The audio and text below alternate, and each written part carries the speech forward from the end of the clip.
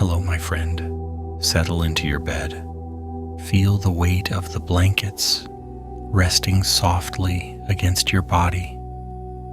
The gentle give of the mattress beneath you, and the slow, steady rhythm of your own breathing. Let the world outside your room fade.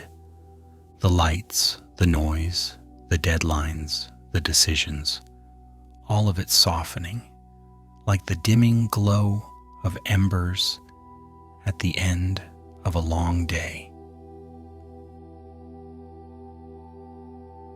Tonight, we're going somewhere far away, not in miles, but in centuries. We're traveling back nearly 1,000 years into a London that would feel both familiar and foreign. A London without Big Ben, without the underground, without red buses, and most shockingly of all, without tea. Yes, my friend. There was a time before the British discovered tea, before the great national love affair with kettles, teapots, and sternly worded instructions like, "Let it steep properly."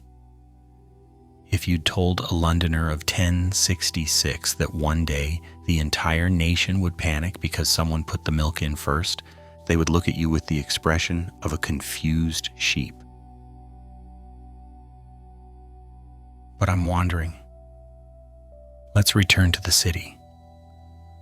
London, in the year 1066, is a cramped medieval town crouched along the Thames, a patchwork of wooden houses clustered so tightly together that neighbors could probably pass vegetables or gossip through each other's windows without leaving the bedroom. The streets are narrow, muddy, uneven, and carry a smell that politely whispers, "We haven't invented plumbing yet. Please manage your expectations." Animals wander freely, children chase geese, merchants prepare their stalls for market day with varying levels of enthusiasm. And above it all hangs the quiet tension of a city waiting for news. Because something enormous has happened. A battle on a hill far to the south, a king struck down, a dynasty shaken, a crown without a rightful owner. And across the sea in Normandy, a man hears the news, a duke, a warrior, a strategist with ambition that doesn't merely burn, it roars. He gathers ships, he gathers men, and then, with the confidence of someone who packs light, because he knows he'll win anyway, he sails across the channel. His name is William. History will call him William the Conqueror, but tonight he is simply a man following destiny and heading toward a city that has no idea how much he is about to change it. A cold wind moves across the Thames. Torches flicker along the walls. The people of London pull their cloaks a little closer and whisper prayers to the fading daylight. Change is coming. The kind of change that reshapes a kingdom, rewrites laws, and turns wooden towns into stone fortresses. Tonight, we follow that change. Tonight we watch London's old world end and its new world begin. Take a deep breath. Let your shoulders fall. Your journey starts here. Chapter 1: The King Who Came by Sea. London in the autumn of 1066 was awake, tense, and nervous. The kind of nervous where an entire city feels like someone waiting for exam results, even though they very clearly did not study, did not read the notes, and possibly didn't even know they were enrolled in the class. The news traveled fastest along the river. Shipmen brought whispers up the Thames before messengers could get their boots out the door. And those whispers grew into rumors, and the rumors into anxiety that curled into the streets like mist. Harold Godwinson was dead, the King of England, the man who had marched north, marched south, fought 2 battles in a matter of weeks, and tried his very best not to die. Had died. People argued over the details. "Oh yes, definitely an arrow to the eye," some said confidently. Others shook their heads. No, I heard he was hacked to pieces." And someone in the corner chimed in. "My cousin's neighbor's brother-in-law says Harold didn't die at all. He disguised himself as a monk and ran away." Medieval gossip was almost Olympic level. Medieval storytellers, of course, adored drama. Eye injuries were irresistible. A good arrow-to-the-eye story was the medieval equivalent of a blockbuster ending. But the truth mattered less than the result. Harold was gone. England had no king. And when a throne becomes empty, someone always comes to sit on it. And so, out across the gray waters of the English Channel, a man prepared himself. A man who had been waiting for this moment for years.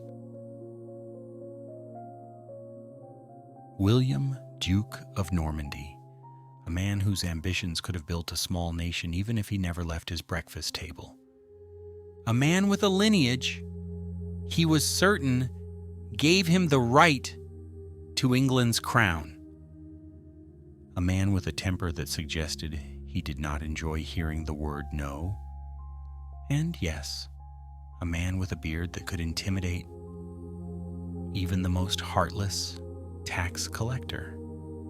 He gathered his fleet, wooden ships with painted shields, sails stretched tight with wind and purpose, armored soldiers, archers, horses that probably wondered why they were being dragged onto boats again.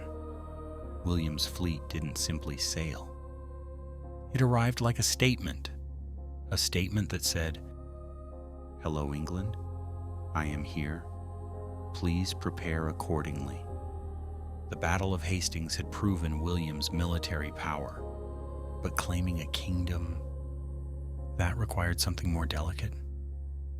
And London, even in 1066, was no ordinary town. It was wealthy, sometimes suspiciously wealthy. Its merchants controlled trade routes. Its guilds commanded influence. Its walls were strong, its gates sturdy, its citizens stubborn. Londoners were known for 2 things: being very good at making money, being very bad at letting anyone tell them what to do. If William marched straight in swinging swords, London would resist. Not because they loved Harold. Half of them had complained about him weekly, but because London simply hated being rushed. So William did something unexpected. He didn't attack. He didn't charge at the walls, didn't light torches, didn't demand surrender. Instead, he approached softly, quietly, carefully, like a cat watching a large, suspicious pigeon on the street, trying to figure out whether it should pounce, circle, or pretend it wasn't interested until the pigeon dropped a crumb. William circled London. He marched through surrounding towns. He burned some, spared others, and Most importantly, he cut off the roads that brought food, goods, and supplies into the city. London's merchants felt this first. Merchants always do. Suddenly prices rose, ships hesitated to dock. Nobles who traveled to their country estates found soldiers waiting. The city began to feel alone. And while all this happened, William waited. No dramatic speeches, no bold declarations. Just waiting. The medieval version of giving someone a very long, very pointed, silent treatment. London hated it. At first, the citizens tried to be defiant. We shall resist. We are Londoners. We fear no one. We still don't like Harold, but that's beside the point. Then the food prices rose. Then the nobles got nervous. Then the winter winds arrived, reminding everyone that, inconveniently, people do need to eat. Slowly, hesitation crept in. London's leaders realized something painful. William didn't need to take the city by force. He had already taken the country. London couldn't stand alone, and William offered a clever bargain. Submit, and I will protect your rights, your trade, your wealth. Defy, and he would do whatever needed doing. And William had a reputation for being very efficient when he wanted something. The decision came quietly, without drama, without swords, perhaps even with some exhausted sighing. London opened its gates. And William, with the calm satisfaction of a man who has successfully convinced a very stubborn door to open, entered the city, not as a conqueror in battle, but as a king by strategy. On Christmas Day in Westminster Abbey, surrounded by shimmering candles and the solemn chant of monks, William was crowned William the Conqueror, William the First, King of England. The coronation ceremony itself was eventful. When the English inside the abbey shouted their approval in loud voices, a tradition to be fair, the Norman soldiers outside thought the crowd was rioting. They panicked. They set nearby houses on fire. People ran in confusion. Priests tried to finish the ceremony while pretending nothing was happening. History is full of dignified moments. This was not one of them. But the crown was placed firmly on William's head. The chants quieted. The rising smoke drifted away on the December air. A new king had taken the throne. A new dynasty had begun. And London, for all its stubborn independence and merchant pride, could do nothing now except adjust its cloak, tighten its sandals, and prepare for the new chapter unfolding, whether it wanted it or not. William wasted no time. He rewarded his Norman supporters with lands. He reorganized the government. He ensured that London would remain the center of wealth, power, and law. And he made sure with quietly firm hands that the city would never again question who ruled it. But London, oh, London was never a city to simply accept change.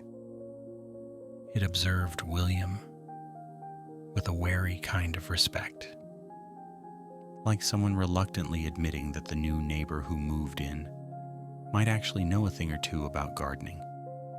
Still, the ground had shifted, and in that shift lay the seeds of a new age, stone replacing timber, French mixing with English, church reform blossoming, merchants adapting, walls strengthening, castles rising, and the great pale Tower of London, not yet built but imagined, beginning to form in William's mind like a shadow of the future. London felt it. The city seemed to pause, breathe, wait, because whether London liked him or not, William had arrived. He had crossed the sea, he had crowned himself king, and he was not going anywhere. A new king, a new dynasty, and for London, a new chapter that would reshape its streets, its people, its language, and its destiny. History had turned a page, and the sound of it was as soft as the whisper of the Thames flowing beneath a winter sky. Chapter 2. The First Stones of Power. William was many things: ambitious, relentless, clever, and surprisingly patient for a man who spent most of his life swinging swords at problems until they stopped being problems. But above all else, William was deeply, profoundly concerned about safety. Specifically, his safety, and honestly, he had every reason to be. London, at the best of times, could be a prickly creature. Medieval chroniclers describe Londoners as bold, wealthy, stubborn, argumentative, and suspicious of anyone telling them what to do. Exactly the kind of crowd a newly crowned foreign king does not want glaring at him during breakfast. William could feel it, the eyes on his back, the murmurs in the streets, the subtle but unmistakable vibe of a city thinking, "We're not entirely sure about this guy." Some glared openly, some muttered darkly, and surely, in the privacy of their homes, someone sighed into a cup of ale and whispered, "I miss Harold already." William understood these feelings, and he didn't take them personally. He simply categorized them as potential uprisings, a mental folder he preferred to keep empty. So he did what Norman rulers seemed almost genetically programmed to do, something they practiced with the same enthusiasm children reserve for jumping into puddles. He built a fortress. Not a polite fortress, not a modest, sensible fortress. No. William built a fortress that made a statement. A fortress that said, "Hello, London. I am your king. And here is a very large reminder of that fact." And that fortress became one of the most famous buildings in the world. The Tower of London. The first tower was a wooden box. It didn't begin as the massive stone complex tourists wander through today. The very first version of the tower was a wooden structure hurriedly assembled on a mound by the river, a place where the Roman walls once stood proud centuries earlier. Picture it, a tall wooden keep, surrounded by a palisade, and workers who probably complained loudly about splinters, mud, and Norman architects who never used the phrase "good enough." It was built fast and built clearly so that any Londoner walking past would think, "Oh, so that man is serious," because nothing says, "I'm the boss now," like erecting a giant wooden box overlooking the city. And it worked for a moment. But William didn't want a moment. He wanted forever. Wood burns. Wood rots. Wood collapses under pressure. And most importantly, Wood can be torn down by angry citizens with a spare afternoon. William needed something stronger, something towering, something unmistakable, something made of stone. Caen stone, the luxury import of the 11th century. So William ordered ships to sail across the channel again, not with soldiers this time, but with stone. Not just any stone. Caen stone, a pale, creamy limestone quarried in Normandy, beloved by Norman builders for its beauty, softness, and the delightful way it obeyed chisels without arguing. William wanted that stone. He wanted London to wake up every morning, look across the river, and be reminded that their king came from Normandy, and that Normandy was here to stay. So ship after ship arrived, loaded with massive blocks of glowing pale stone. Just imagine the logistics. In an age where the fastest form of communication was yelling and the concept of shipping tracking involved someone squinting at the horizon trying to see if a boat was late, William organized a cross-channel supply chain.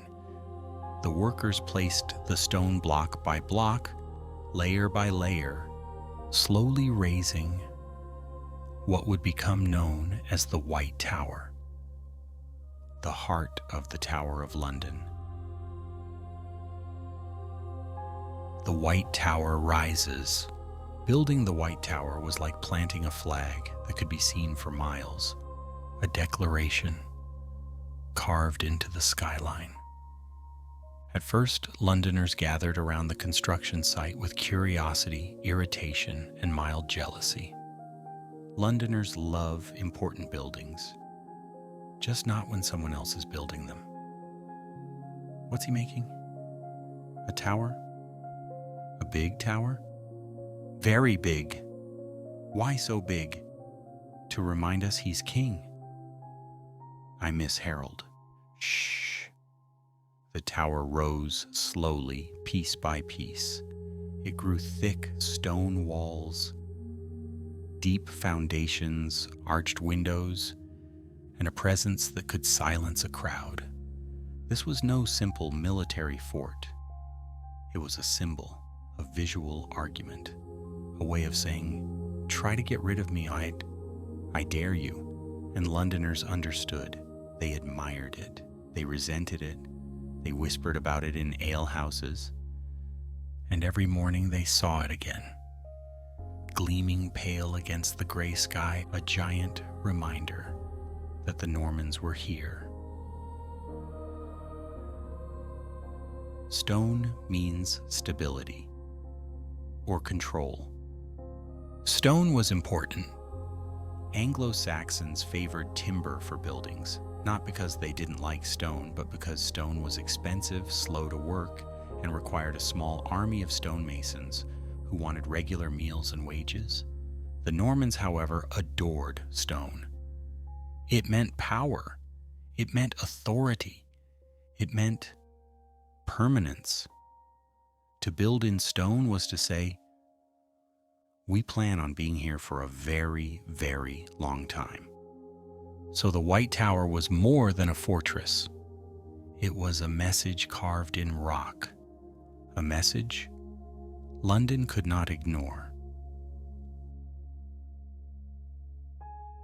A fortress with many purposes.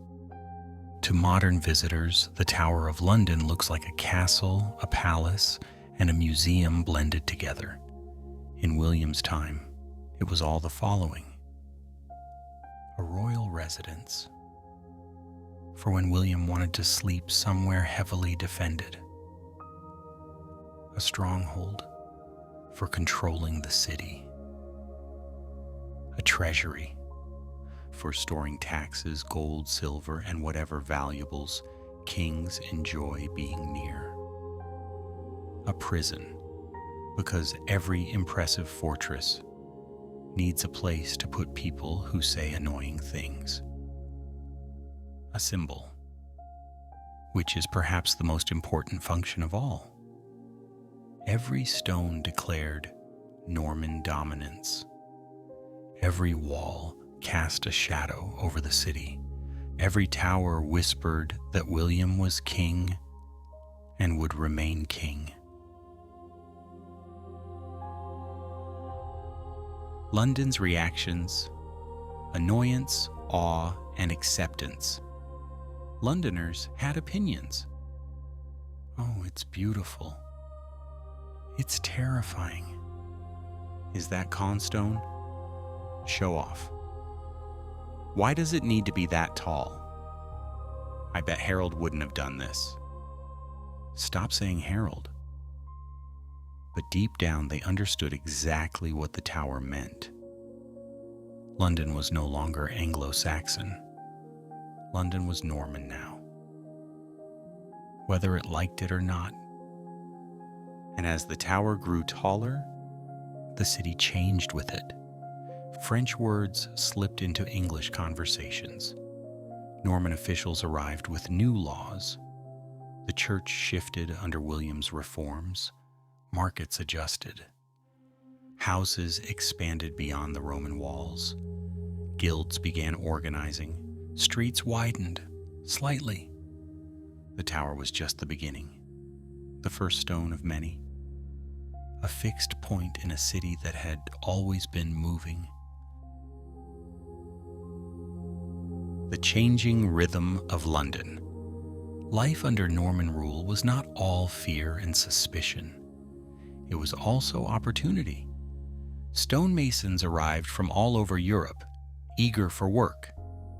Craftsmen learned new techniques. Merchants realized that a stable king, even a foreign one, meant stable trade. Builders, carpenters, dock workers, and laborers all felt the pulse of a city growing stronger. London, for all its stubbornness, loved growth. It loved trade. It loved activity. And William's rule brought plenty of that. The tower seemed to anchor the city, pulling new life toward it, shaping how the city expanded around the Thames. Even the skyline changed. Where once only church spires reached the sky, now a massive square fortress rose above them, impossible to ignore. It cast a shadow, sometimes comforting, sometimes intimidating, but always present. A message written in stone. When the White Tower was finally completed, William stood before it and saw more than a military fort. He saw the foundation of his dynasty, a pledge to the future, a promise to his supporters, and a warning to anyone who might dream of rebellion. London watched him watch the tower, and perhaps in that moment, the city began to understand that the Normans had come not just to rule, but to reshape England entirely. The White Tower was the first chapter of that story. A chapter written in pale stone carried across the sea, placed with care and precision, one block at a time. Life under the tower. As years passed, the tower became part of London's daily life. Children pointed at it. Merchants used it as a landmark. Sailors knew they were nearing the city when they saw its pale mass rising from the riverbank. Travelers approached it with awe, and rebels stared at it and thought, this complicates things. The tower stood firm, silent, watching. It became the heartbeat of Norman authority, a pulse London could feel through its streets. And with every passing season, every market day, every sermon, every argument, every celebration, The tower settled deeper into the city's identity. London was changing, becoming something new, something larger. And all of it began with those first stones William ordered from Normandy. The Normans had arrived, and they were here to stay. The city learned quickly. Life under the Normans was not just about new kings. It was about new architecture, new customs, new laws, new hierarchies, and new expectations. The Tower of London, strong and pale against the skyline, was the first true monument of that transformation. It stood as a reminder. England had entered a new era. London had a new master, and nothing would ever be the same again. Chapter 3: London's New Masters.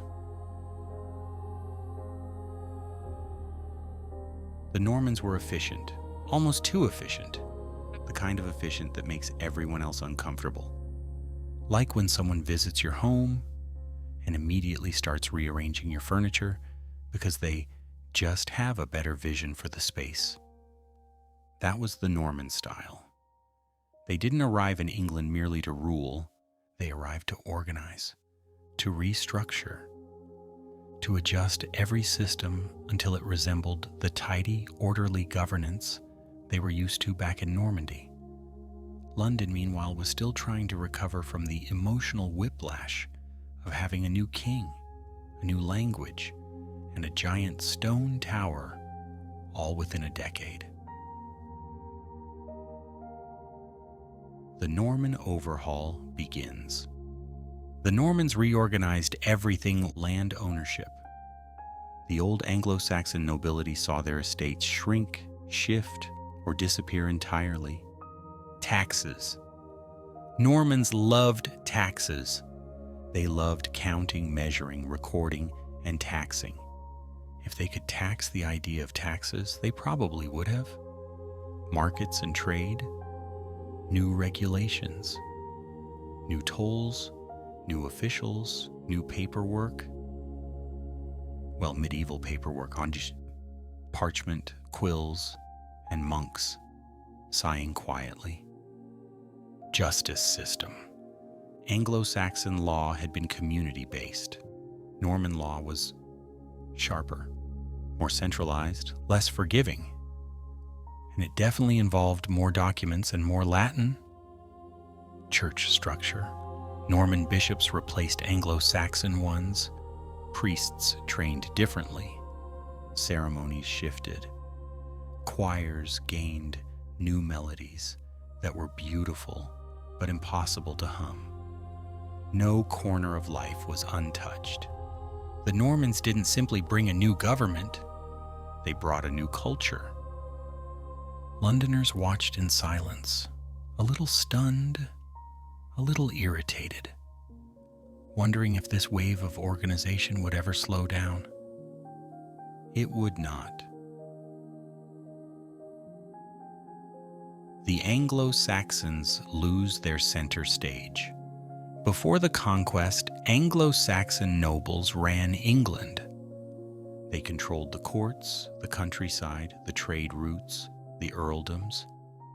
After the conquest, they went from being in charge to being, well, less in charge. Some lost their lands entirely. Others became tenants under Norman overlords. A few resisted and were crushed. Some fled north. Some fled overseas. And some stayed and quietly muttered things like, "I miss Harold." But the shift was undeniable. England now had new masters, and London felt it more than anyone. A new language on the lips of power. French became the language of the elite, of the court, of law, of noble households, of anyone who wanted to sound important. Latin remained the language of the church, the scribes, the monks, bent over their manuscripts like tired spiders, weaving letters. And English? Old English, the language of Beowulf and long poetic laments? English became the language people apologized for speaking. Merchants spoke it, of course. Craftsmen spoke it. Boatmen used it to shout at each other across the river. But if you wanted to impress someone, really impress them, you tossed in a French phrase here and there. Suddenly conversations sounded like, "Good day, sir." "Bonjour. I miss Harold." English began to absorb Norman French the way bread absorbs soup. Slowly at first, then all at once. Words blended, merged, twisted, and softened. Centuries later, this would produce modern English. The language where we have 3 words for almost everything, because we couldn't decide which one we liked better. But London adapted, as it always does. Despite the political shockwaves, the city continued functioning. Markets still opened at dawn. Fishmongers called out their catch. Blacksmiths hammered at their anvils. Merchants argued over prices in a mixture of languages that probably confused everyone involved. Ships still crowded the wharves along the Thames, unloading goods from Normandy, Flanders, Scandinavia, and anywhere else that dared approach London's bustling riverfront. And alehouses stayed noisy. Very noisy. Because Londoners faced with rapid political change did what Londoners always do. They went to the pub. But some things never change. The bakers still burned bread. In fact, burning bread was something of a London tradition. It would one day lead to, well, a much bigger fire. But that is a story for another episode. For now, the important point is this. London did not crumble. London adapted. London always adapts. The tower watches over everything. In the background of these changes, the Tower of London grew taller and more permanent.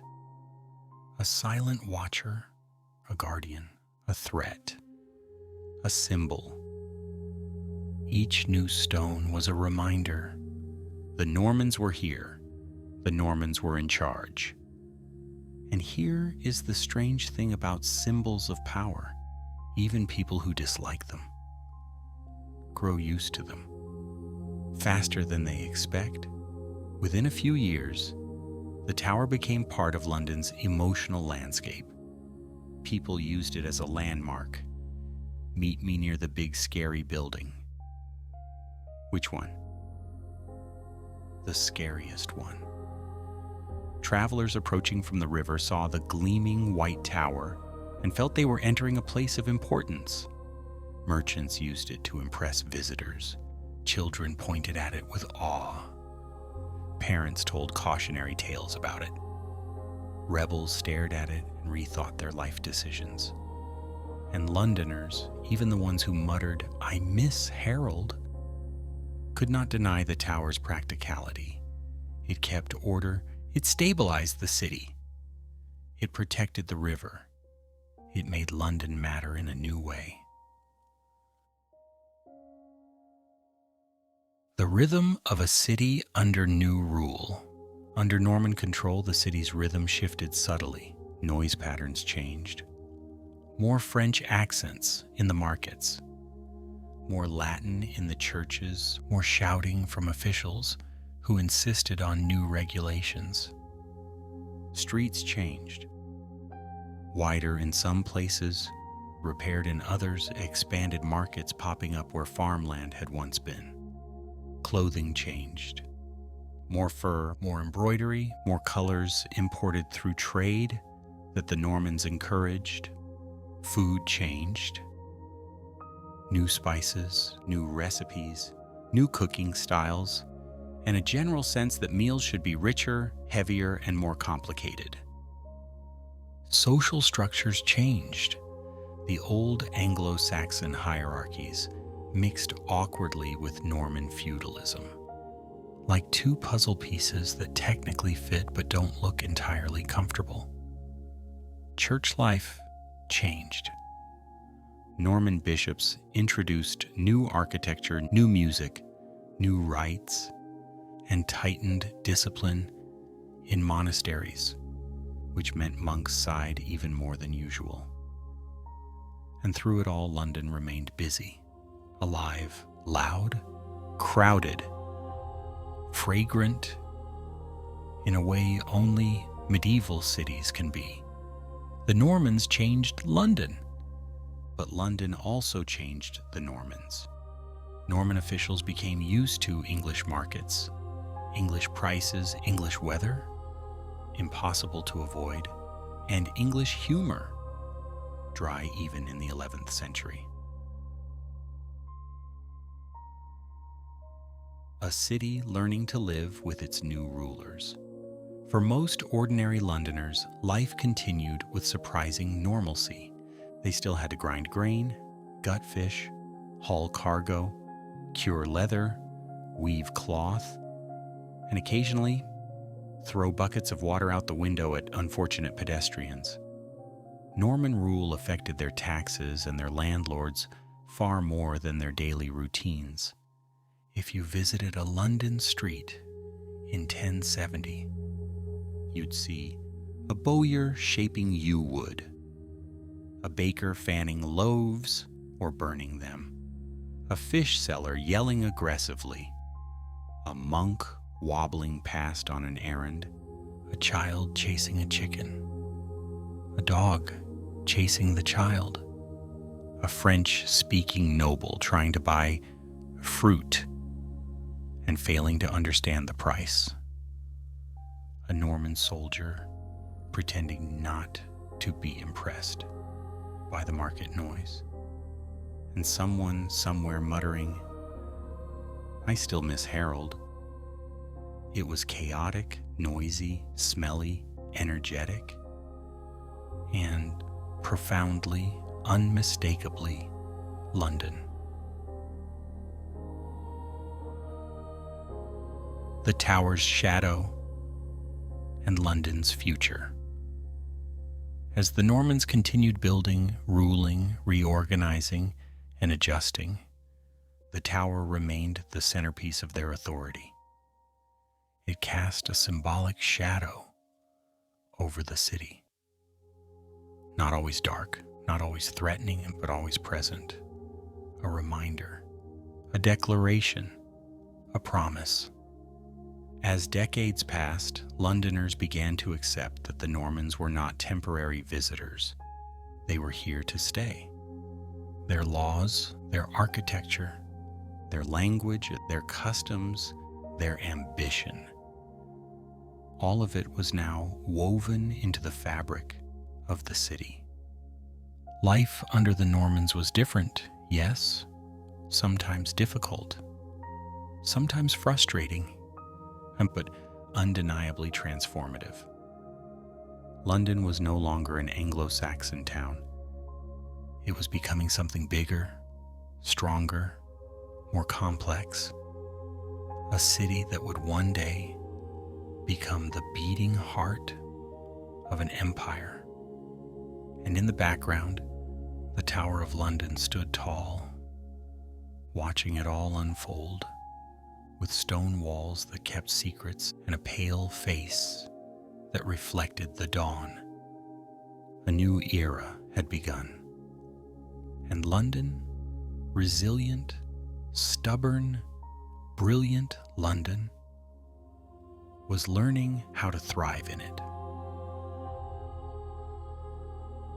Chapter 4: The Streets of Norman London. Let's walk through London together. It is dawn, a gray, soft dawn, the kind London seems proud of producing, As though the city wakes every morning wrapped in a misty shawl, it knitted itself sometime in the early Middle Ages. The sky is a pale wash of silver. No dramatic sunrise, no bold streaks of color, just a gentle glow that slowly, politely announces, I suppose it's morning now. You step onto the street. Immediately, you understand why calling them streets is generous. They are narrow, no, narrower than narrow. The kind of narrow where two people passing each other have to negotiate the interaction like a medieval diplomatic summit. Timber-framed houses lean inward above you, their upper floors jutting so close together that they appear to be whispering secrets. Gossiping perhaps, or complaining about the chimney smoke drifting into their windows. The smell of a medieval morning. The first thing that reaches you is the smell. Not a single smell, but a collection of smells. An ensemble, if you will. Smoke from early hearth fires, freshly baked bread, animals, always animals, river mud, tallow candles melting in doorways, and a peculiar scent historians politely label the authentic aroma of the Middle Ages, a phrase that politely avoids being too descriptive. It is a smell layered with life, work, mess, and effort. A smell formed not from luxury, but from activity. London was a living thing, and living things have a scent. Down by the water's edge. As we walk, the river's voice grows louder. The Thames in the 11th century is not the calm, dignified waterway we admire in postcards. It is louder, wilder, more unpredictable, carrying everything from merchant ships to debris that no one wants to discuss too closely. Women gather at the water to wash clothes, their hands red from cold, their laughter carrying across the surface like small bells. They talk about everything: weather, prices, neighbors, and occasionally glance up at the tower looming above them as if to say, well, it's still there. Might as well keep washing. Children dart between people, chasing chickens with joyful determination. The chickens, for their part, seem equally determined to avoid the children. It is a timeless dance. The music of the morning. We move deeper into the streets. The city is awake now, stretching, yawning, grumbling, singing. You hear carts rattling over cobblestones, doors slamming, water sloshing from buckets, dogs barking, goats bleating. Someone arguing loudly about the price of onions. A blacksmith striking metal with a rhythmic clang that echoes like a heartbeat. And over all of it, the melodic chaos of merchants. Bread, fresh bread, wool, finest wool, fish, fresh fish, eel, fresh eel. It's always eels. Medieval Londoners adored eels. They were cheap, plentiful, and apparently delicious. Though opinions differ on that last point, the eel sellers are especially enthusiastic, shouting, "Fresh eel," with the same energy a modern salesperson might use to sell sports cars. If your ears could vote, they would elect the eel seller as the city's official spokesperson. a babble of accents. The voices around you come in a blend of languages. The old Anglo-Saxon tongue, earthy and familiar, mixes with Norman French, smooth, flowing, slightly smug, and the result sounds something like a cat attempting to learn Spanish. Traders shout half-French prices at English customers. English craftsmen shout English words at French officials. No one completely understands anyone else, yet somehow, miraculously, business happens anyway. London has always had a talent for multilingual confusion. The people of the street.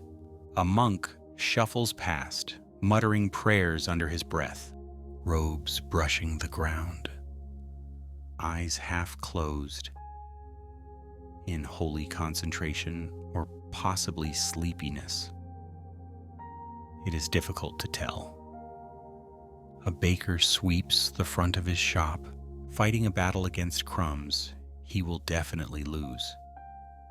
His loaves sit cooling on wooden shelves, and the smell of warm bread pulls everyone closer, even those who cannot afford it. A woman carrying baskets accidentally bumps into a soldier who tries to look imposing, but is distracted by the smell of pastries drifting from the bakery.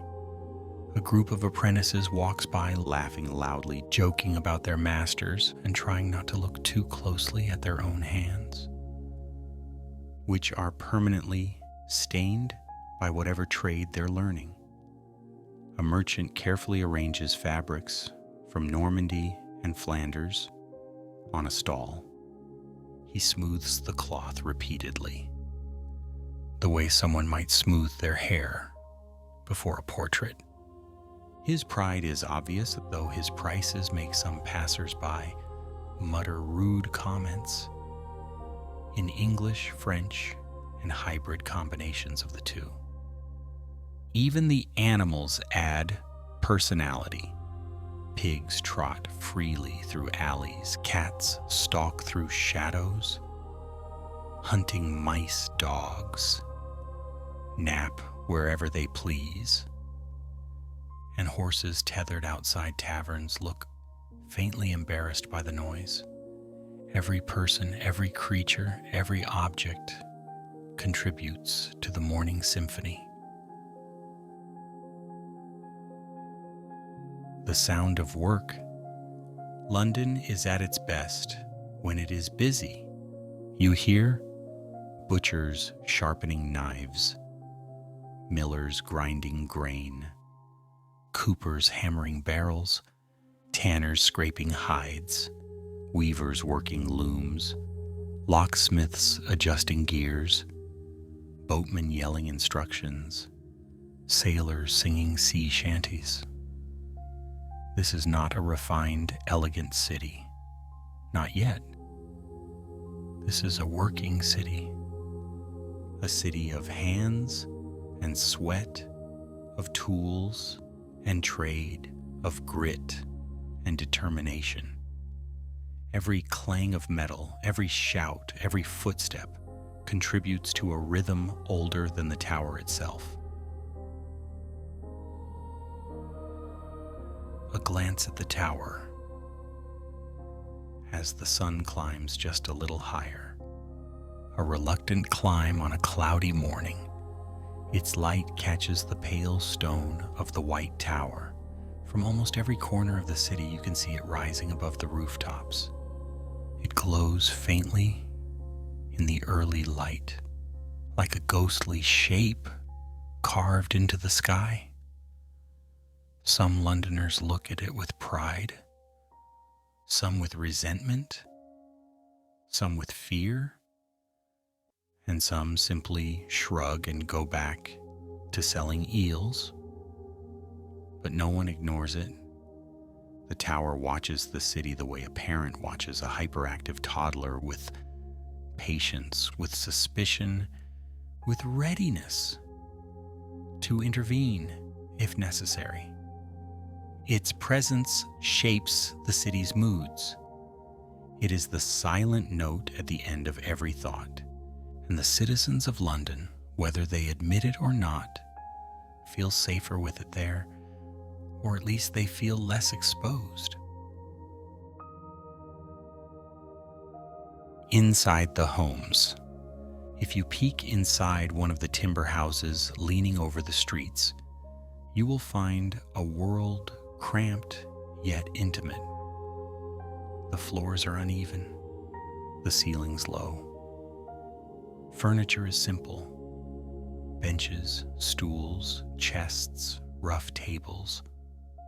A family cooks porridge over a small fire, stirring it with a wooden spoon that has served 3 generations and will probably serve 3 more.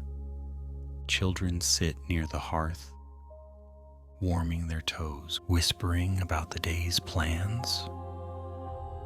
One wants to see the eel market. One wants to chase a chicken. One wants to climb a fence they absolutely should not climb. A mother braids her daughter's hair. A father sharpens tools.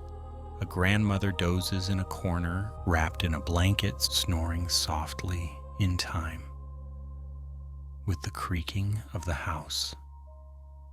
Life inside is small but warm, hard but familiar, crowded but comforting.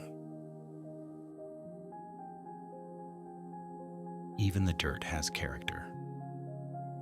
The streets aren't clean, not by any stretch of the imagination, but the dirt, the mud, the discarded straw, the piles of animal droppings, all tell stories of carts that passed before dawn, of horses that carried goods from the river, of children who stomped excitedly through puddles, of merchants who spilled grain in their hurry, of someone who dropped an eel but didn't bother to pick it up.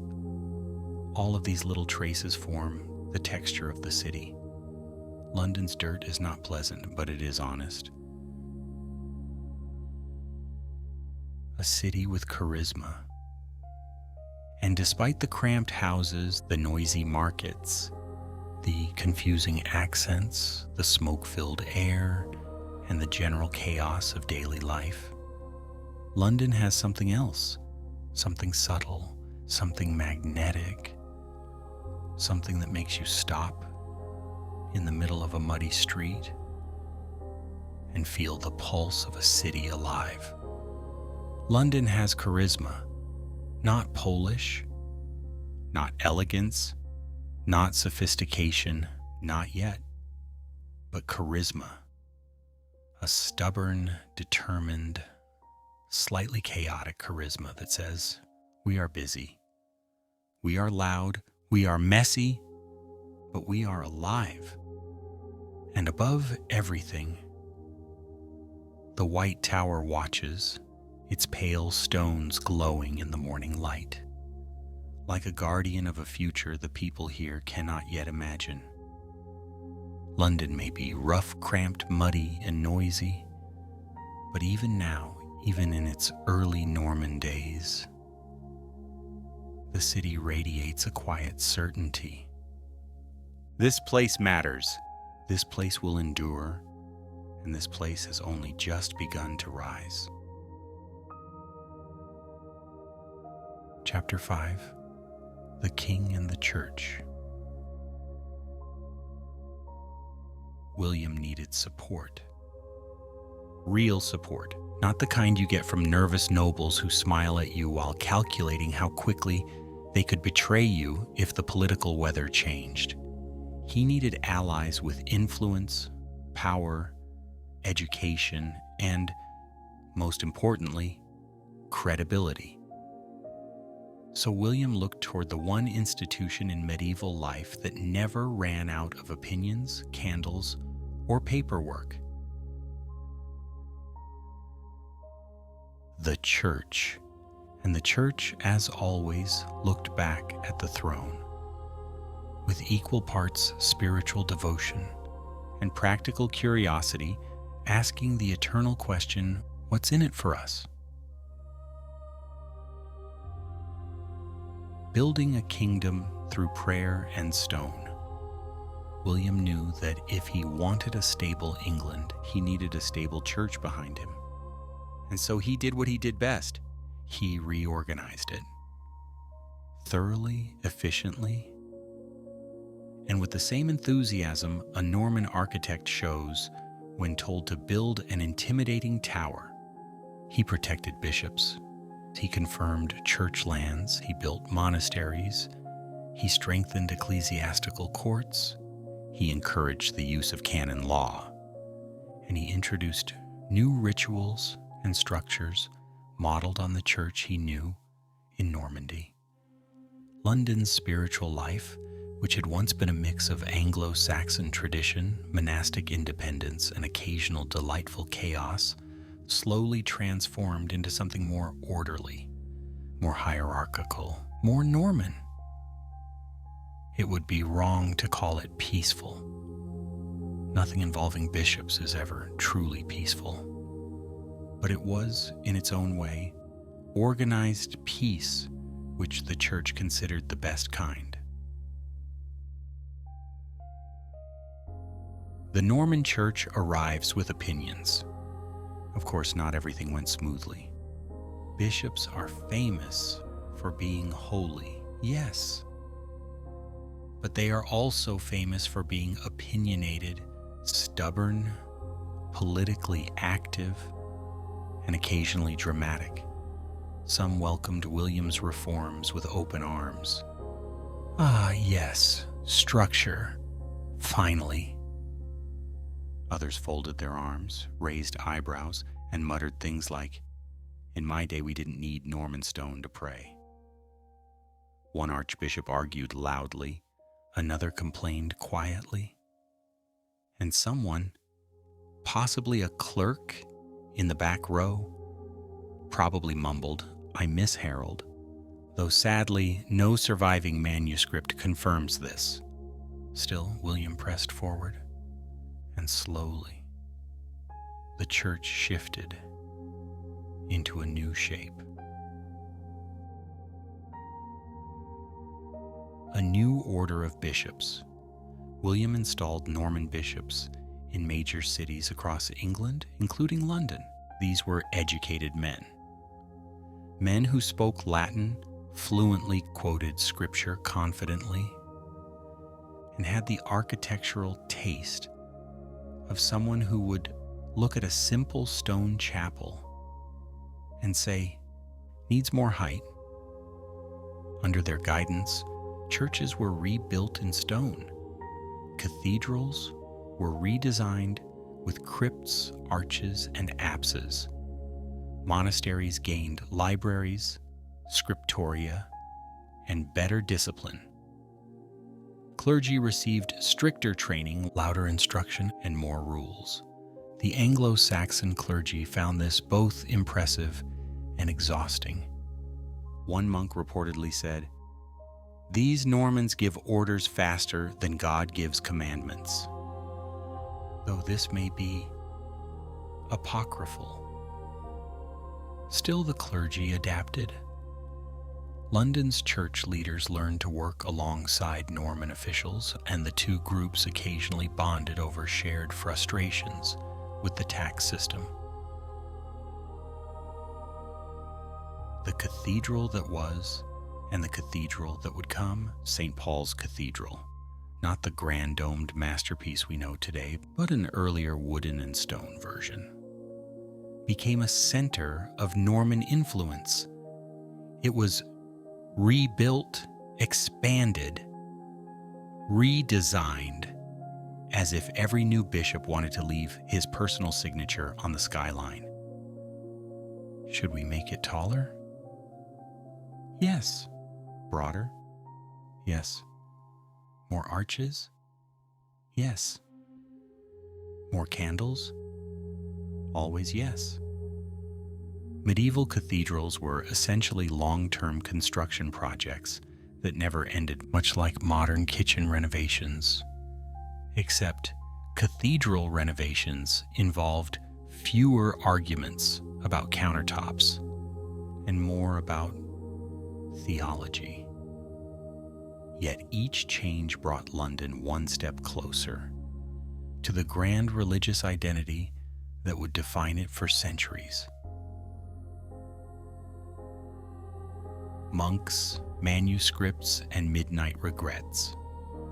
Walk into any Norman-era monastery in London, and you'd hear an unmistakable sound. The quiet scratching of a quill on parchment. Monks sat in long, cold rooms known as scriptoria, copying manuscripts by candlelight.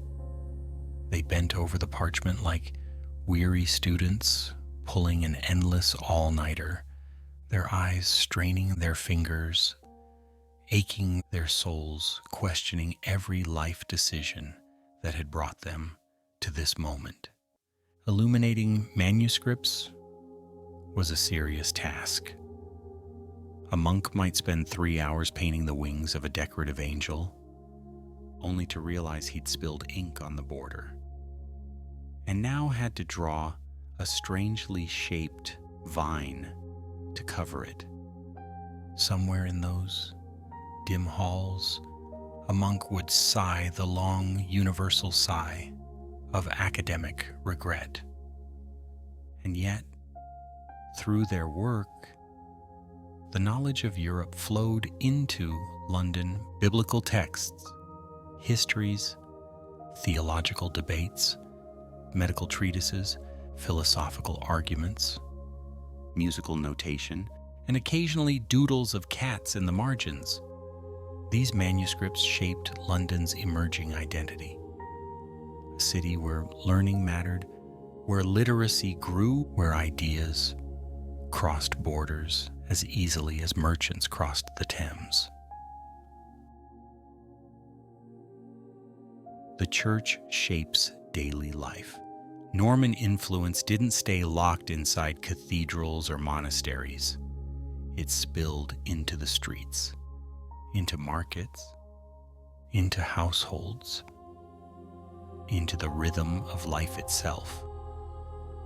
The church told Londoners when to fast, when to feast, when to rest, when to pray, and when, quite firmly, not to do business. Sunday was sacred. Holy days filled the calendar. Processions moved through the streets with chanting, incense, and banners that occasionally hit someone in the face when the wind changed direction. Baptisms, weddings, funerals, all took on new forms. Even architecture changed. Homes near churches improved. Schools formed around religious institutions.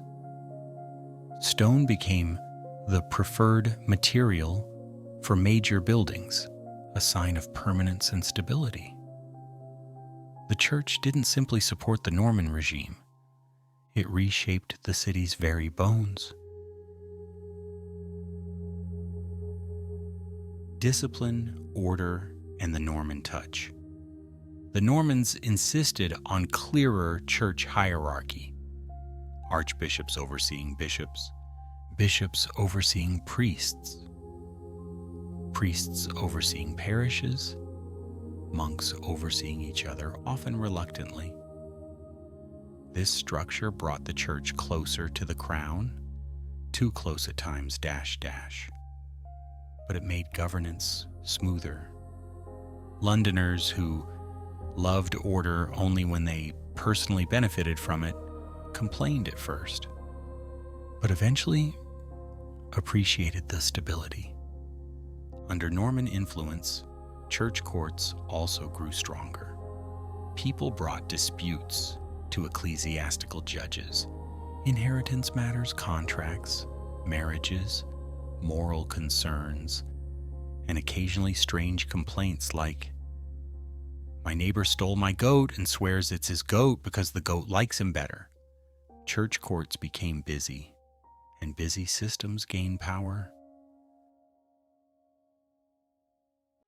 A city changing in spirit. London under the Normans wasn't just a political transformation, it was a spiritual reshaping.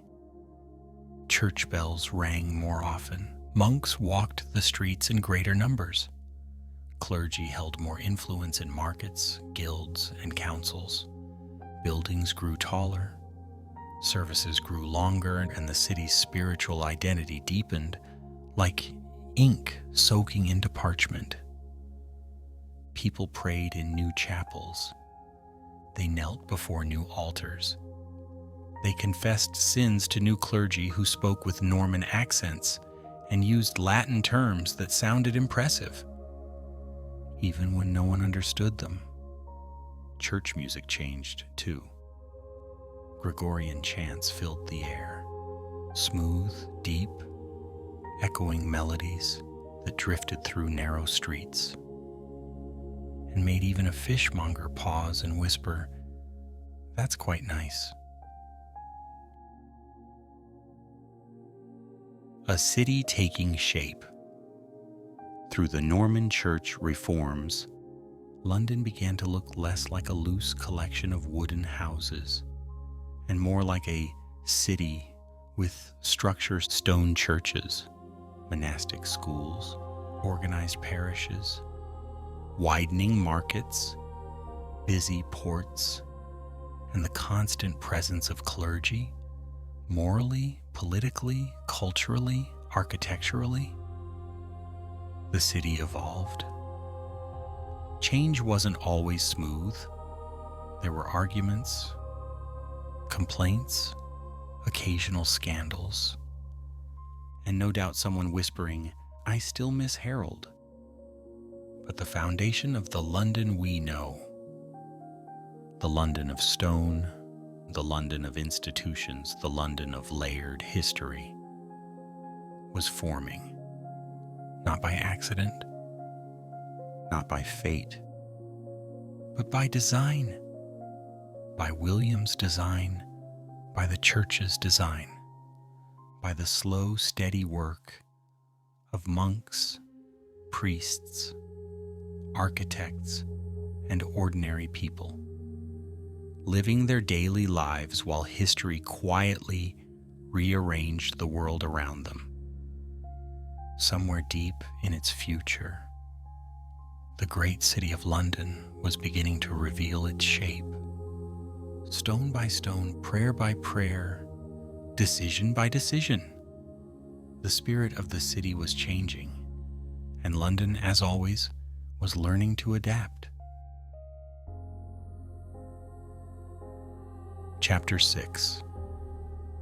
A City Under Watch. William's rule was strict.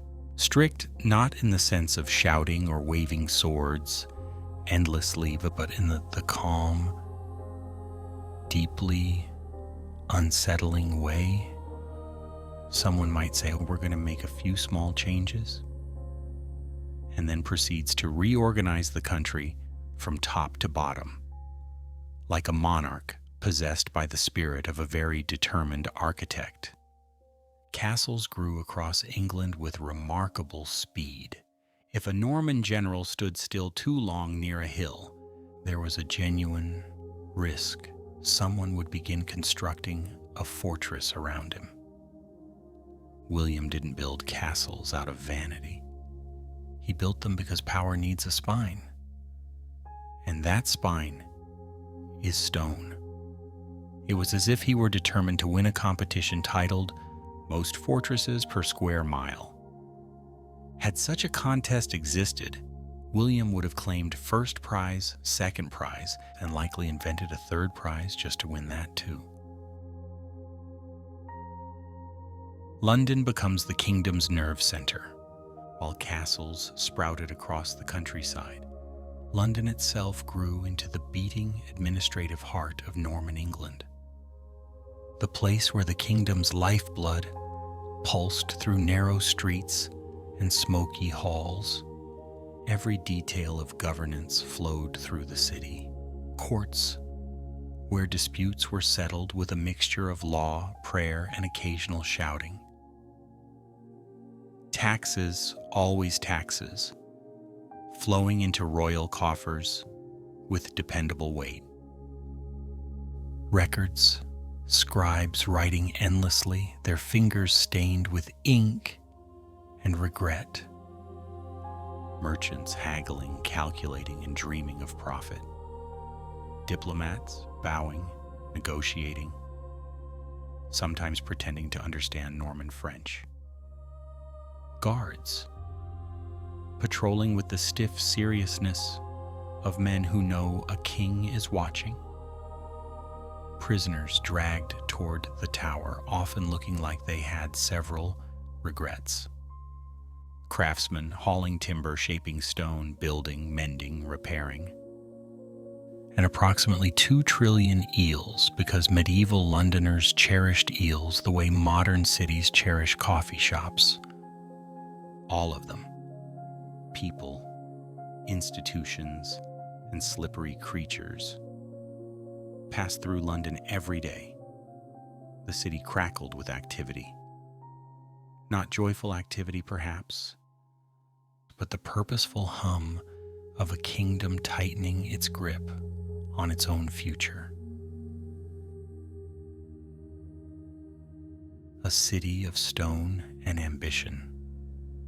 One of the great Norman contributions to England, besides a massive shift in noble land ownership and a sudden explosion of French names, was stone. The Normans loved stone. Stone was strong. Stone was permanent. Stone did not burn as easily as wood, and London, with its charming habit of catching fire whenever candles, ovens, or bakers were feeling ambitious, needed permanence. Slowly, wooden structures gave way to stone supports, stone walls, stone halls, or at least wooden buildings reinforced with stone foundations, so they didn't collapse in a stiff breeze. Norman masons became heroes of the construction world.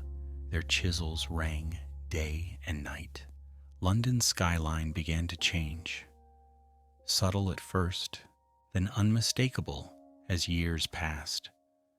Stone halls rose where timber huts once stood. Stone churches replaced old wooden sanctuaries. Stone warehouses expanded along the river. And of course, the tower continued growing. The most intimidating reminder of Norman power in all England. London was becoming harder, stronger, more permanent. A city of intention rather than accident. Government finds its center. Under William, London didn't just grow physically, it grew politically. In the Anglo-Saxon era, power was dispersed. Nobles ruled territories, kings traveled constantly, and councils moved with the court. Now, much of the kingdom's bureaucracy began settling into London like feathers gathering at the bottom of a nest. Royal clerks set up offices, unrolling scrolls the length of small carpets. Scribes scribbled furiously, writing in Latin so neat it could make a monk weep with admiration. Courts handled disputes ranging from land rights to contracts to accusations such as, "My neighbor stole my chickens," or "My friend insists his goat is a holy goat," which it absolutely is not. London's courts saw everything. Taxes, too, became more organized and heavier. Norman taxation resembled a very stern parent saying, "I know you have money. Give it to me. It's for your own good." The city's population had mixed feelings about this. The tower keeps watching. The Tower of London didn't merely exist, it watched. Its walls absorbed whispers, its gates measured loyalty. Its rooms held secrets the city preferred not to discuss at loud volume. Prisoners arrived under guard, looking up at the pale stone walls with expressions ranging from terror to disbelief, to the faint hope that this was an elaborate misunderstanding. Some were political prisoners, some were rebels, some were simply unlucky. But the tower's presence meant one thing. London was under surveillance, and William expected obedience. Guards patrolled. Messengers ran between outposts. Officials sent reports to the king. Spies listened for signs of dissent.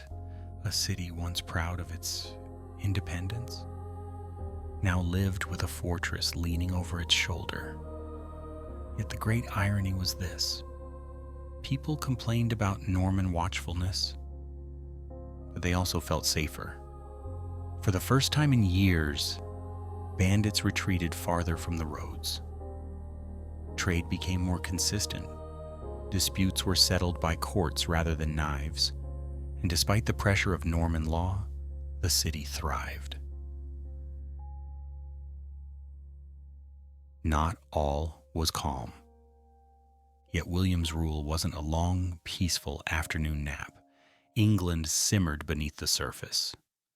There were rebellions, plots, arguments, skirmishes, and the occasional noble waking up and deciding, you know what, I think I'll try being king today.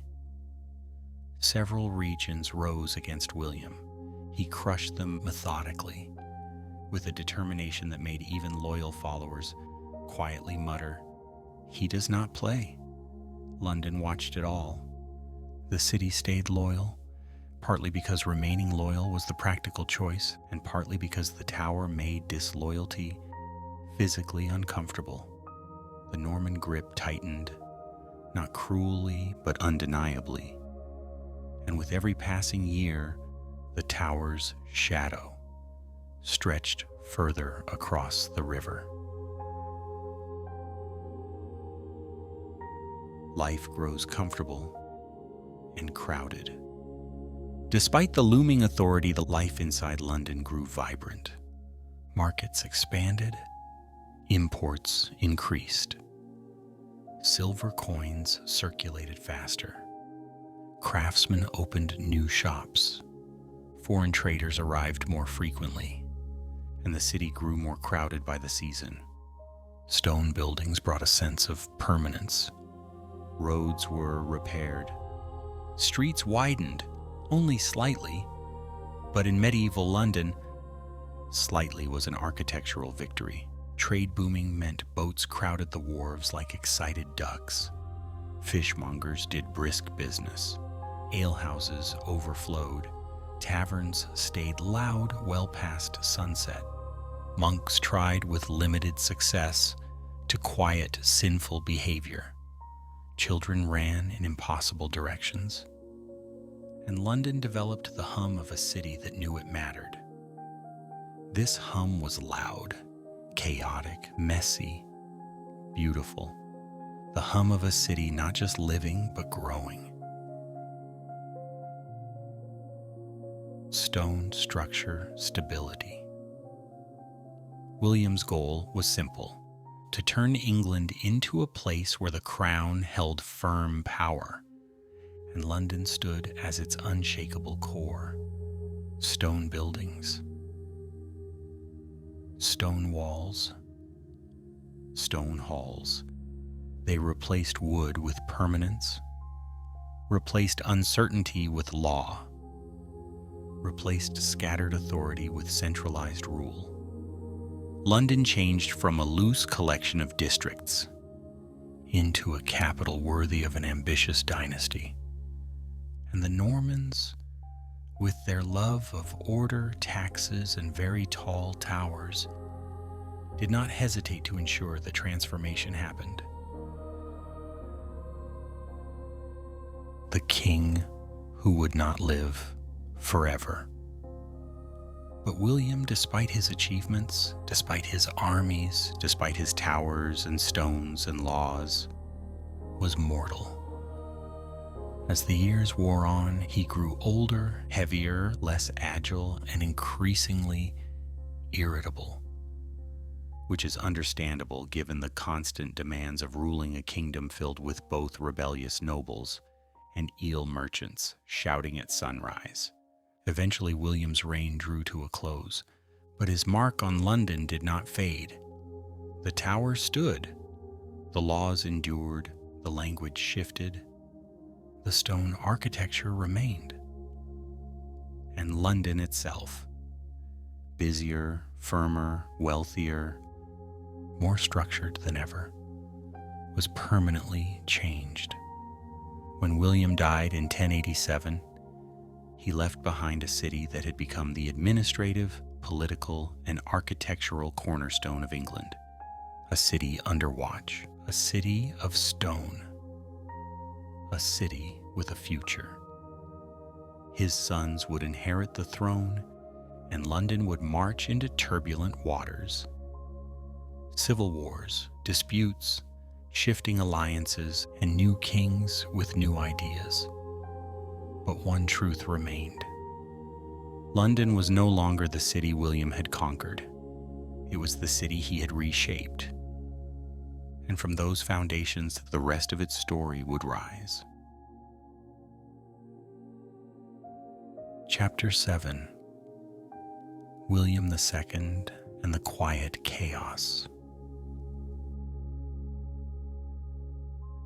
When William the Conqueror died in 1087, the kingdom did what kingdoms often do when a strong ruler departs.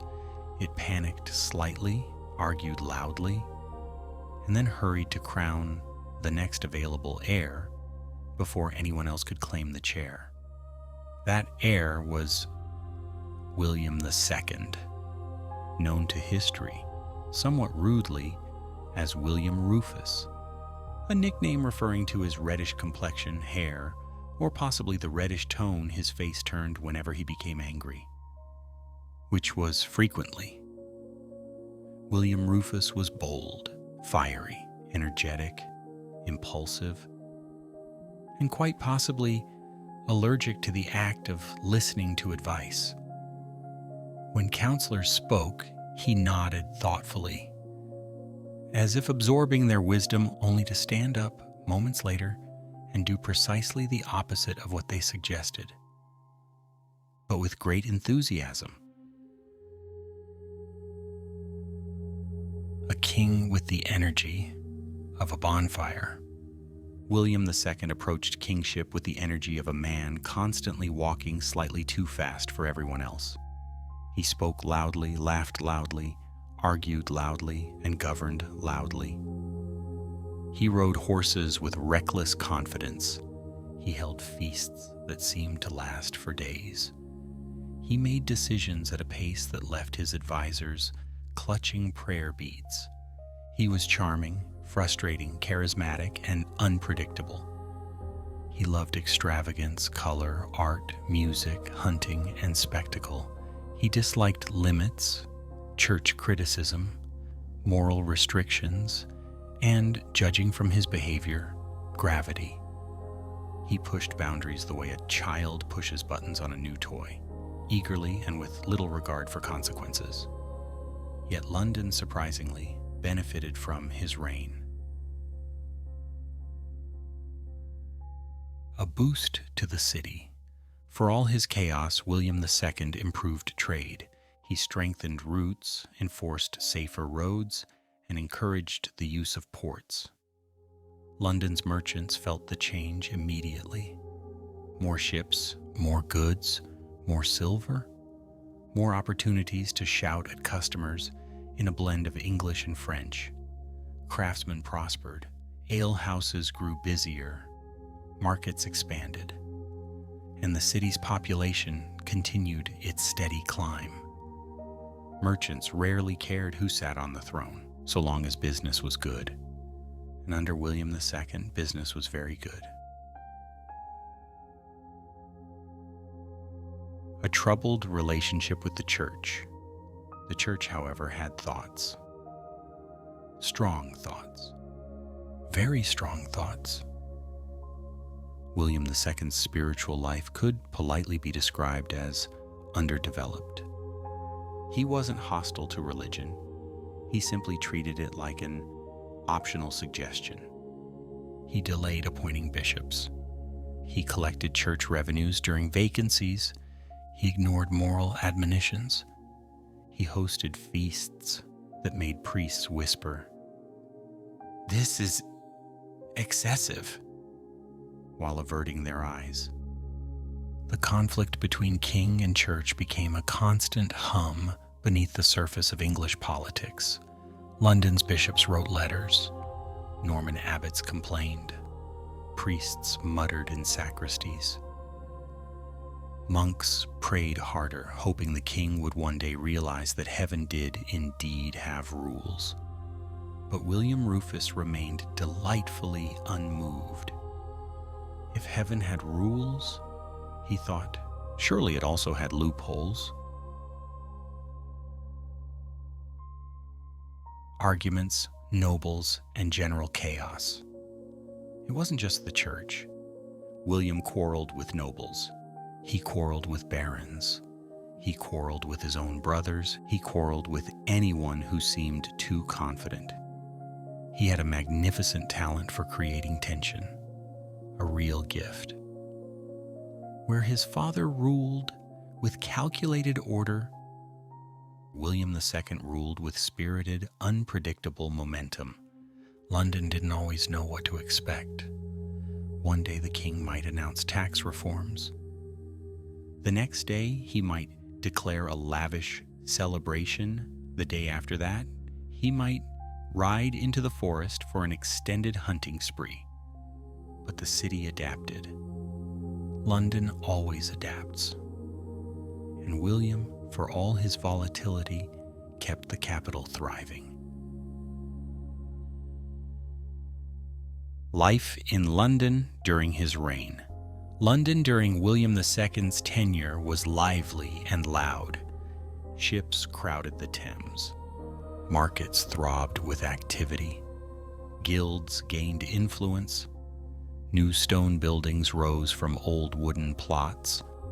Craftsmen experimented with Norman techniques. Monks copied manuscripts while muttering about the king's behavior. Fishmongers sold eels with the same intense enthusiasm as always. And street performers entertained crowds with juggling, songs, and jokes about royalty that were only funny because the king wasn't there to hear them. It was a bustling, ambitious city with a new sense of purpose and growing confidence. Even the Tower of London felt different under William Rufus. Less of a cold monument, more of a symbol of ongoing royal presence. And the king often used it as a base when in the city, though probably with significantly loud footsteps. The king's personality creates tension. For all the progress, however, tension hovered around William II like a persistent fog. His spending habits drained resources. His refusal to marry or produce heirs created rumors. His circle of flamboyant courtiers annoyed the clergy. His disregard for church warnings tested patience on both earthly and heavenly levels. People who admired his energy worried about his recklessness. People who admired his strength worried about his impulse. People who admired nothing still worried, because worrying was a medieval pastime almost as popular as eel eating. Londoners felt the instability in the air. The city's leaders watched the king's decisions carefully, ready to adjust policies or raise eyebrows as needed. Underneath the vibrant surface, England was a pot simmering at the edge of boiling. And then, unexpectedly, boiling stopped.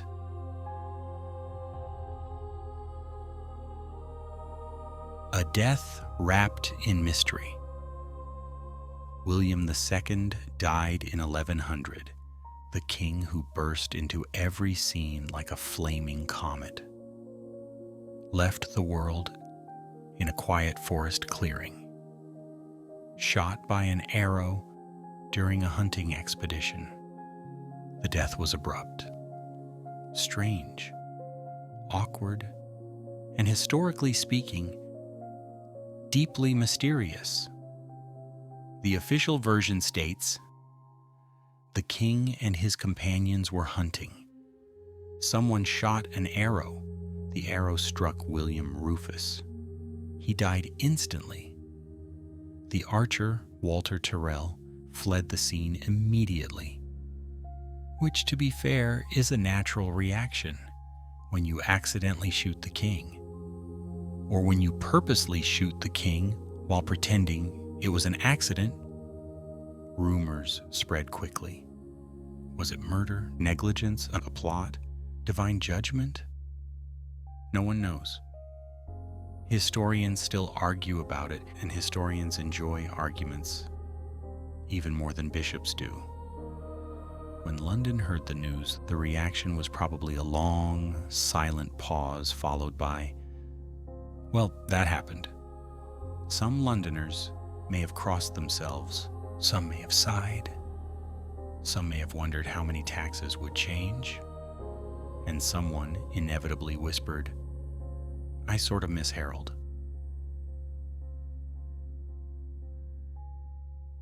The aftermath. A kingdom scrambles. William II had no wife, no children, no legitimate heirs, only a legacy of chaos, brilliance, frustration, growth, and unresolved tension. His younger brother Henry acted fast. He raced to seize the treasury at Winchester, gathered support, and was crowned Henry I within days. The kingdom barely had time to process William II's death. London barely had time to blink. It was a transition as quick as the shuffle of cards. One king gone, another king raised, and the city braced itself for the next chapter.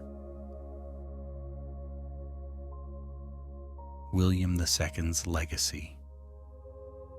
Despite his fiery reputation and tumultuous relationships, William II left London stronger than he found it. He strengthened trade. He encouraged urban growth. He maintained the Tower's authority. He protected the city's essential role in governance. And he helped shape the cultural fusion of Anglo-Saxon and Norman elements. Yes, his reign was loud, messy, complicated, occasionally alarming. But London thrives on such things. The city grows in chaos, reinvents itself after conflict, and finds identity in complexity. William II's years on the throne were not peaceful, yet they were meaningful. He was a king of contradictions, a ruler loved by some, feared by others, and confusing to almost everyone. Quiet chaos defined him. And in that chaos, London found a path toward the next era, toward stability, structure, and the long reign of his brother Henry. But that story belongs to another chapter. Chapter 8. Henry I and the Rise of Order. When William II fell in that mysterious forest clearing, England didn't even have time to gasp properly before Henry, the youngest son of William the Conqueror, made his move. Henry raced to Winchester, secured the royal treasury, gathered the nobles, and practically crowned himself Henry I. Before the echo of Rufus's last arrow had faded between the trees, if William II had been a bonfire, chaotic, dramatic, crackling in every direction.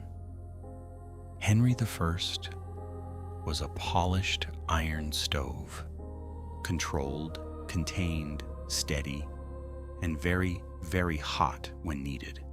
He was clever, educated, patient, sharp-minded, and determined to clean up the political, financial, and spiritual mess left by his fiery brother. Some said Henry had the brains of the family. Others said he had the caution the others lacked. Everyone agreed he had the ambition. A new style of king, Henry I ruled not with chaos but with calculation. He issued the Charter of Liberties, a promise to restore good governance and limit the more enthusiastic excesses of the monarchy.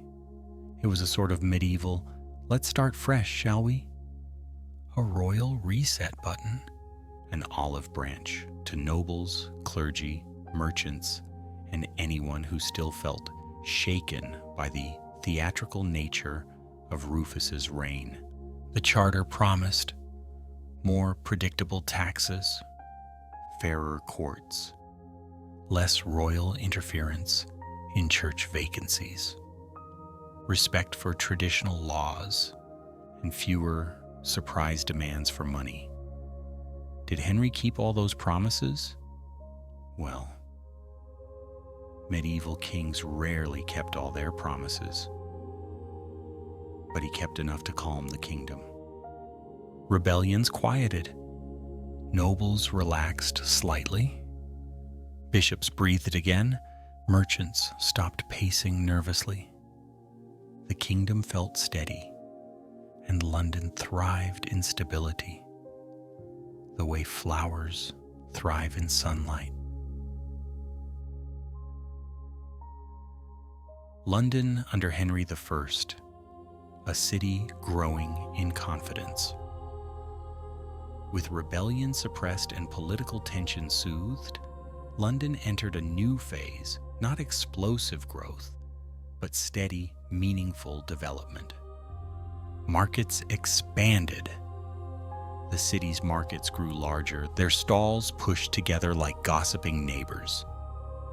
Imported goods arrived in greater variety: Normandy wool, Flemish cloth, Scandinavian timber, French wine, Baltic fur, spices that made cooks squint suspiciously. Londoners loved markets, loud ones, crowded ones, chaotic ones, and Henry I's stable policies encouraged trade to flourish. Trade routes widened. Ships now came from farther away. Roads saw more traffic. Merchants felt bold enough to explore new routes, sometimes returning richer, sometimes returning poorer, sometimes not returning at all. But London admired their courage. Law became predictable.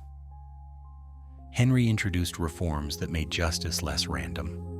Under Rufus, the law sometimes felt like a game of guess what mood the king is in today. Under Henry, it became something you could rely on. Courts followed clearer rules.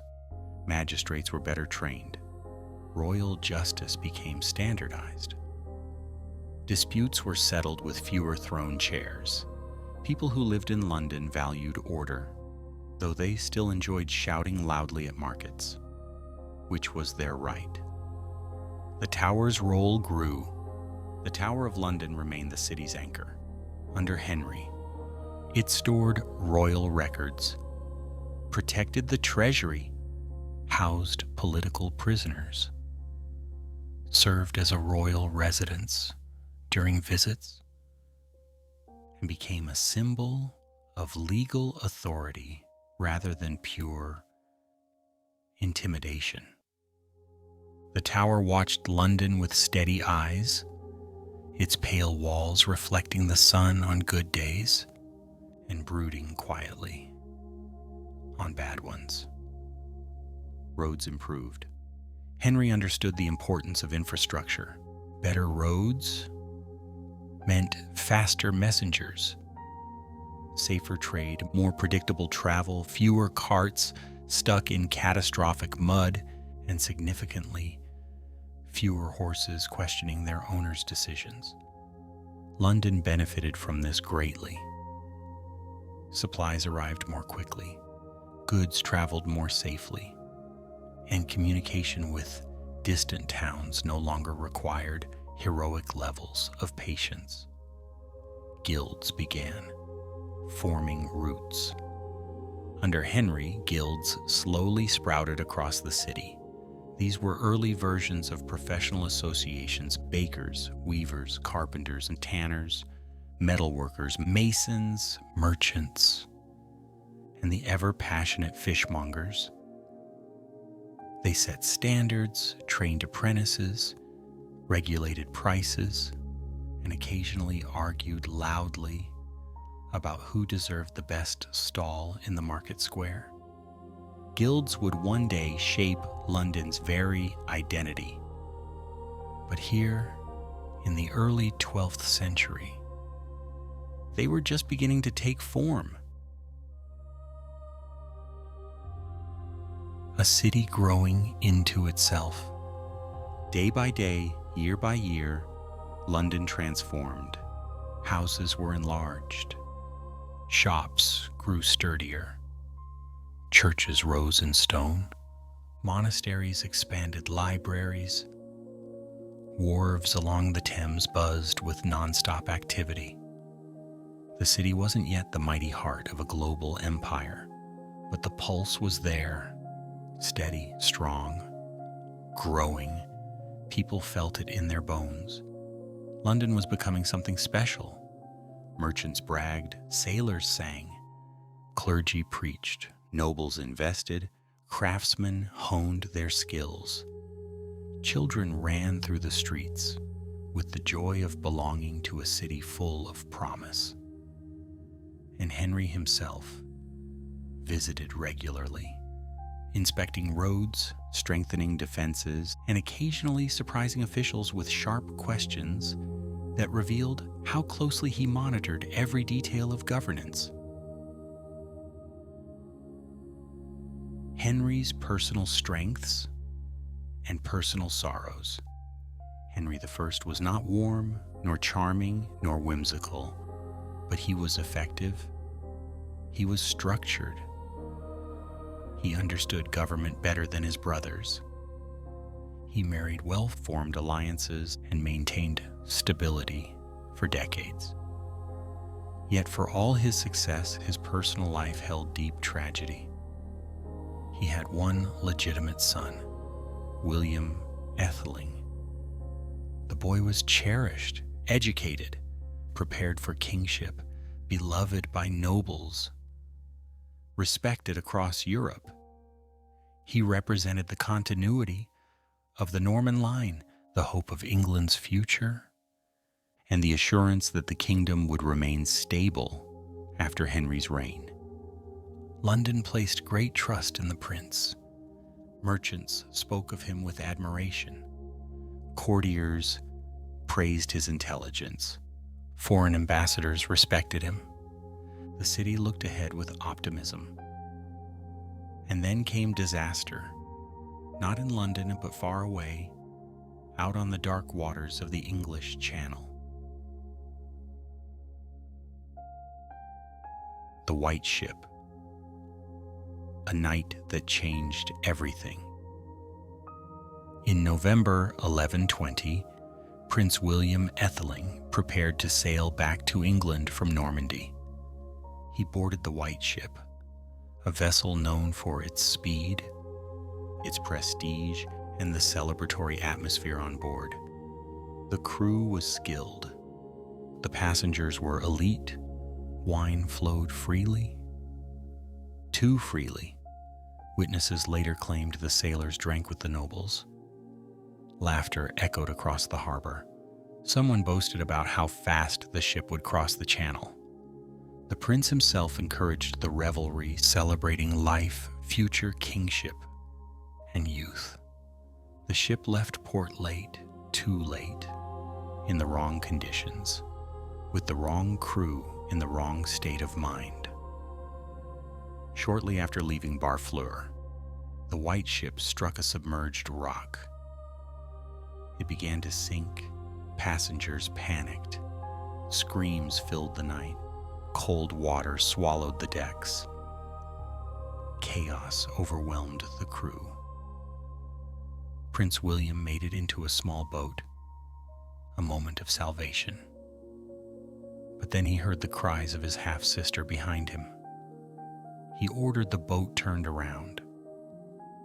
The boat capsized under the weight of frantic survivors. William Etheling drowned in the freezing water. There were almost no survivors. The heir to the throne was gone. The consequences unfold.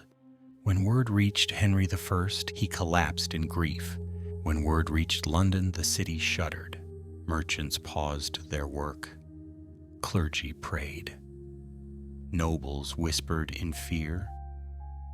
The future of England, so secure, so promising, had vanished into the sea. Henry's reign continued for years, but the stability he built had been pierced. No heir, no clear successor, only uncertainty. London, once rising with confidence, now braced for a storm that would bring civil war, rival claims, and a dark period known as the Anarchy. But that is a chapter yet to come. For now, London continues to grow steady but shaken, a city that has glimpsed how fragile destiny can be. Chapter 9: The White Ship Disaster. The year was 1120, and the English Channel was calm that night.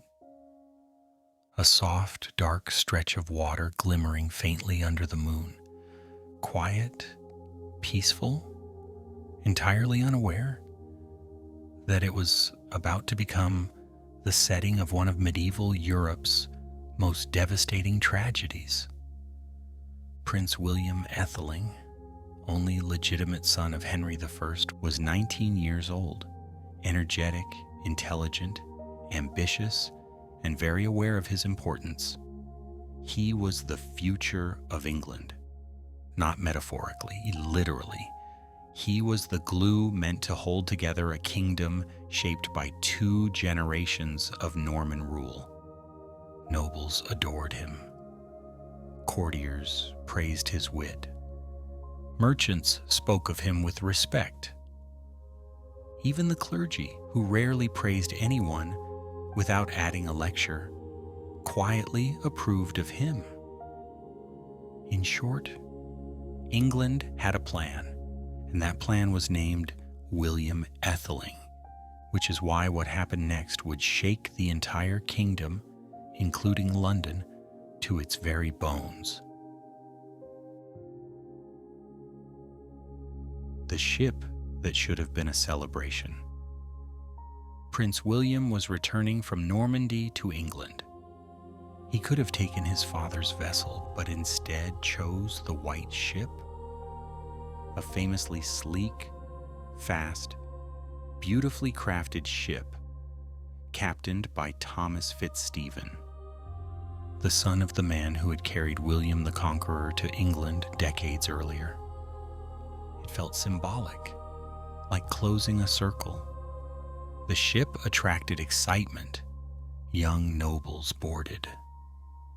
The prince's companions joined him. Wine flowed freely. Too freely.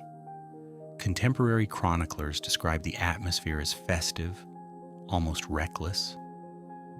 Think of it as the medieval version of a bunch of elite 20-year-olds threw a party on a brand new yacht and nothing could possibly go wrong.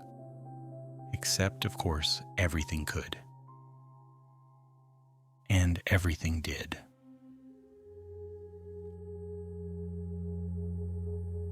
A dangerous delay.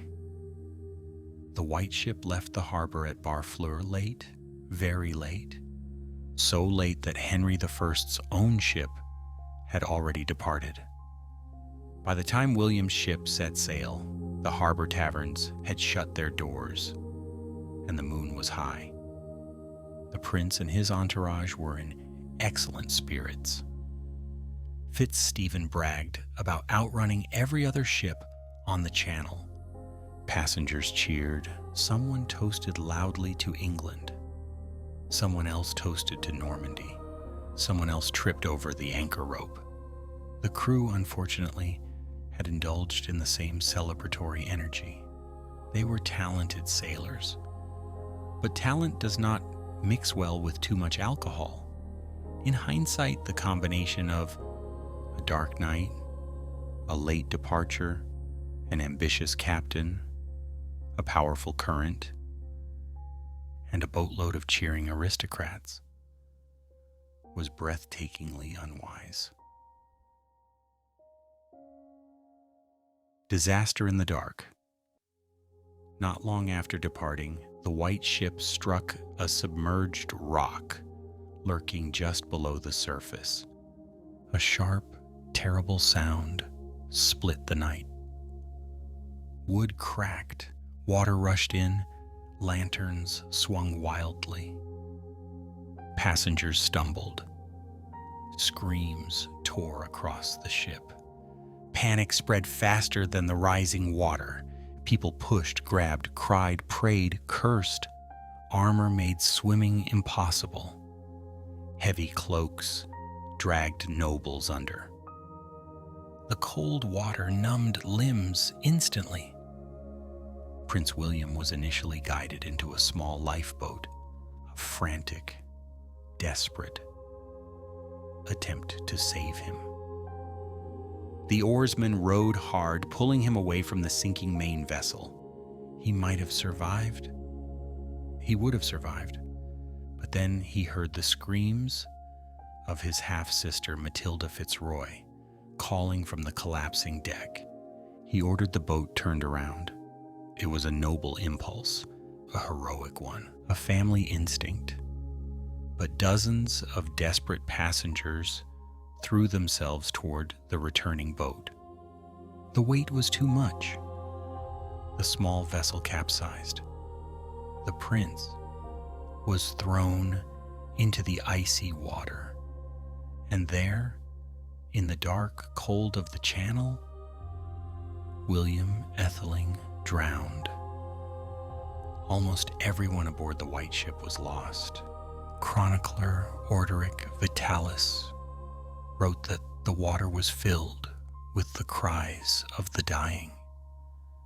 Echoing through the night, only one man survived, a butcher from Rouen who stayed afloat by clinging to the ship's mast. He brought the news ashore, and that single survivor changed the course of English history. England wakes to grief. When news reached Henry I, it was said he collapsed where he stood. His grief was so profound that he never smiled again for the rest of his life. But London reacted in the only way a bustling medieval capital could, with a paralyzing shock that rippled through every street, market, tavern, and church. Merchants whispered, "What will happen now?" Clergy prayed, loudly and often. Nobles panicked internally and externally. People in alehouses shaken by the tragedy asked, "Does the king have another heir? Someone else? Anyone?" The answer was complicated. Henry had many illegitimate children, but only one legitimate son. The boy who had just drowned. England had no clear successor. And in medieval politics, a kingdom without an heir is a match dropped in dry grass. Where there is no heir, History does what? History does. It starts a fight. With Prince William dead, the line of succession was suddenly unclear, unstable, dangerous.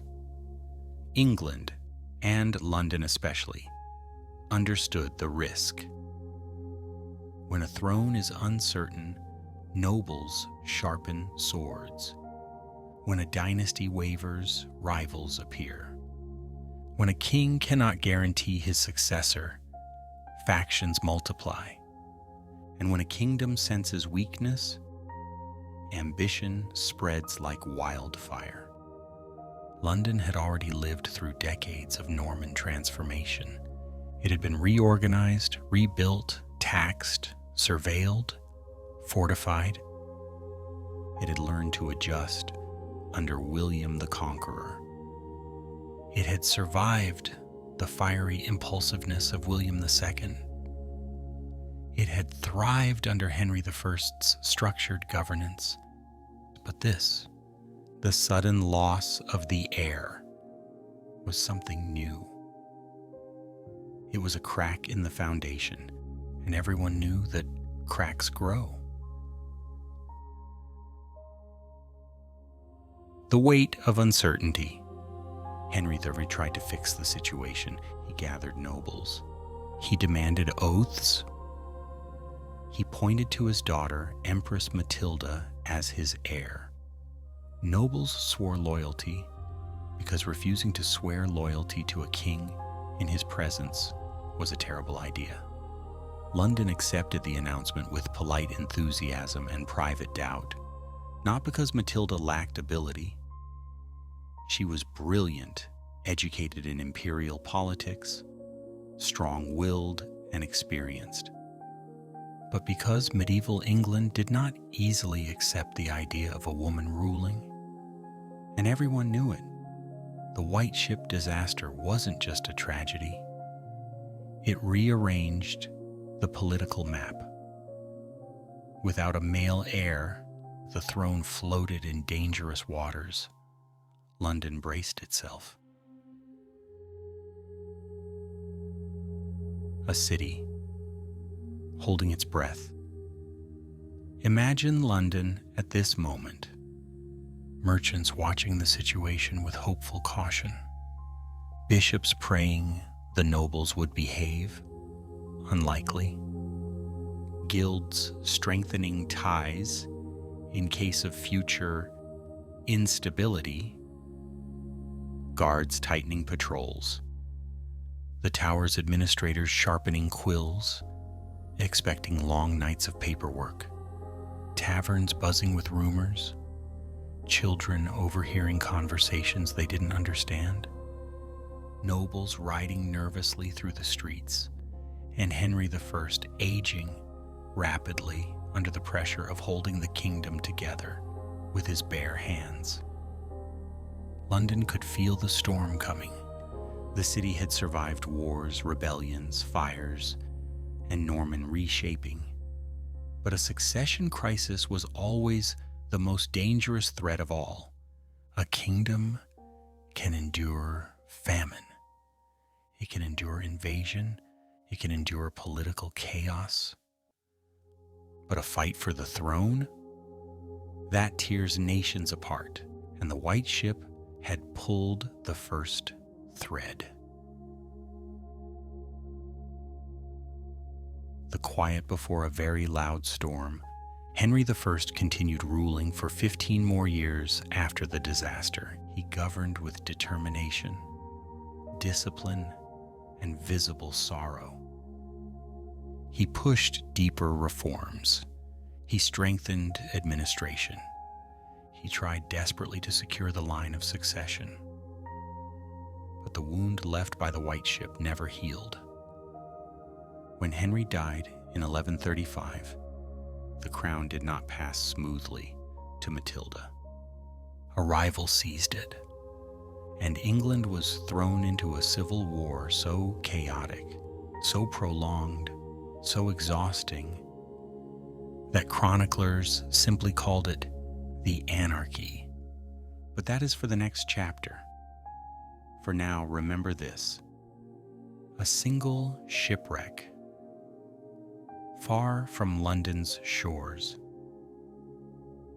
changed the destiny of England. Because when Prince William Etheling sank beneath the Channel's dark waves, the future of the Norman dynasty sank with him. And London, unprepared and unwilling, was pushed into the center of a storm. Chapter 10, The Anarchy, 1135 to 1154. There is an old saying. Well, actually, I just made it up, but it should be an old saying. When a kingdom has two people claiming the throne, it has 0 people controlling it. And that is exactly what happened to England in 1135, the year Henry I died. His body was barely cold when the political storm began. 2 claimants stepped forward.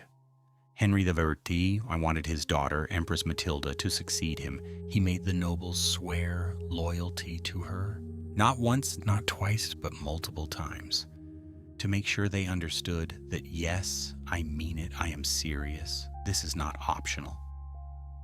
But medieval nobles had a fascinating trait. They considered oaths deeply sacred, unless keeping them became inconvenient. And the moment Henry died, inconvenience arrived at full speed. Another claimant appeared, Stephen of Blois, Henry's nephew, charismatic, well-connected, popular among many nobles, and importantly, a man. When news of Henry's death reached him, Stephen did not waste time reflecting, praying, or writing elegant condolences.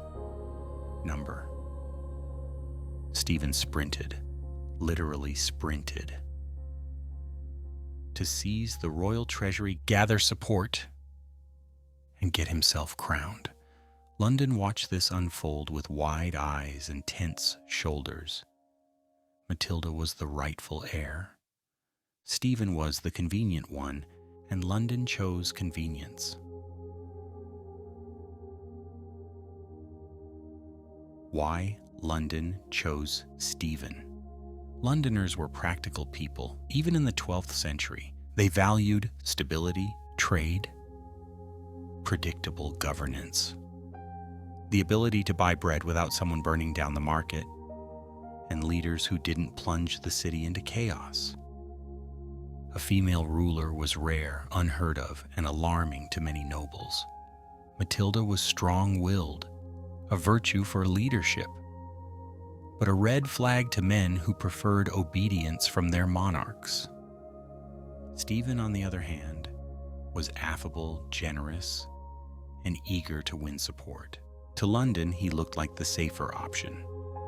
So when Stephen arrived, the city opened its gates. Bells rang, and a coronation was arranged. Faster than any medieval event had a rite to be arranged. Matilda, across the channel, disagreed profoundly. The anarchy begins, and so began one of the most chaotic chapters in English history. A civil war so dramatic, so exhausting, so chronically inconvenient that chroniclers gave it a simple, haunting name: the Anarchy.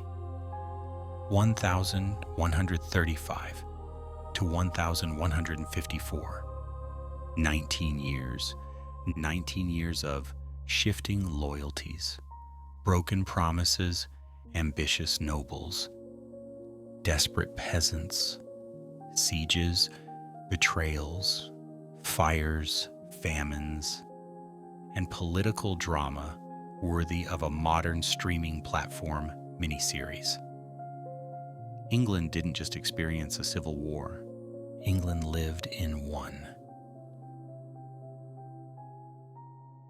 London in the middle of the storm. Though battles raged across the countryside, London wasn't always a battlefield, but it was a political stage. A crowded, smoky, noisy stage where royal messengers raced in and out. Nobles plotted in dimly lit halls. Bishops argued over legitimacy. Markets swelled with tension. And citizens wondered daily who exactly was king that morning. Stephen held London for most of the conflict, but his grip weakened and strengthened like the tides of the Thames. Matilda made attempts to capture the city, most famously in 1141 when she entered London in triumph, only for the Londoners to chase her out days later. With impressive speed and considerable shouting, London was loyal to stability, not personalities. And if a ruler threatened bread prices, that loyalty evaporated instantly. The rhythm of survival. Yet even in crisis, even with uncertainty pressing down like fog, London kept working because London always keeps working. Bakers baked. They burned some loaves, sold others, and maintained their centuries-long tradition of producing bread that was either slightly too hard or slightly too soft. Merchants traded. Coins exchanged hands. Foreign ships docked. Markets buzzed with voices speaking English, Norman French, Flemish, and whatever language eel sellers used when particularly enthusiastic. Ports received cargo, wine from France, timber from Scandinavia, salt from across Europe, silk from distant lands, and barrels, always barrels, of preserved eels. Craftsmen continued their work. Carpenters hammered. Masons carved. Tanners scraped hides. Blacksmiths forged tools and weapons in equal measure. Eel sellers sold eels. Because nothing, not even a 19-year civil war, could stop London's eel obsession. Therapists did not exist in the 12th century, but if they had, the eel sellers of London would have made excellent case studies. The human cost. But beneath the hum of survival, fear lingered. Londoners heard stories from the countryside, villages burned, fields trampled, families fleeing, robber barons taking over castles. Famine in winter, raids in summer, ransom, devastation, disappearances. It was said that in some regions, every man built a castle, not to show off, but to defend themselves from their neighbors. London, with its walls, guards, and political importance, remained safer than most.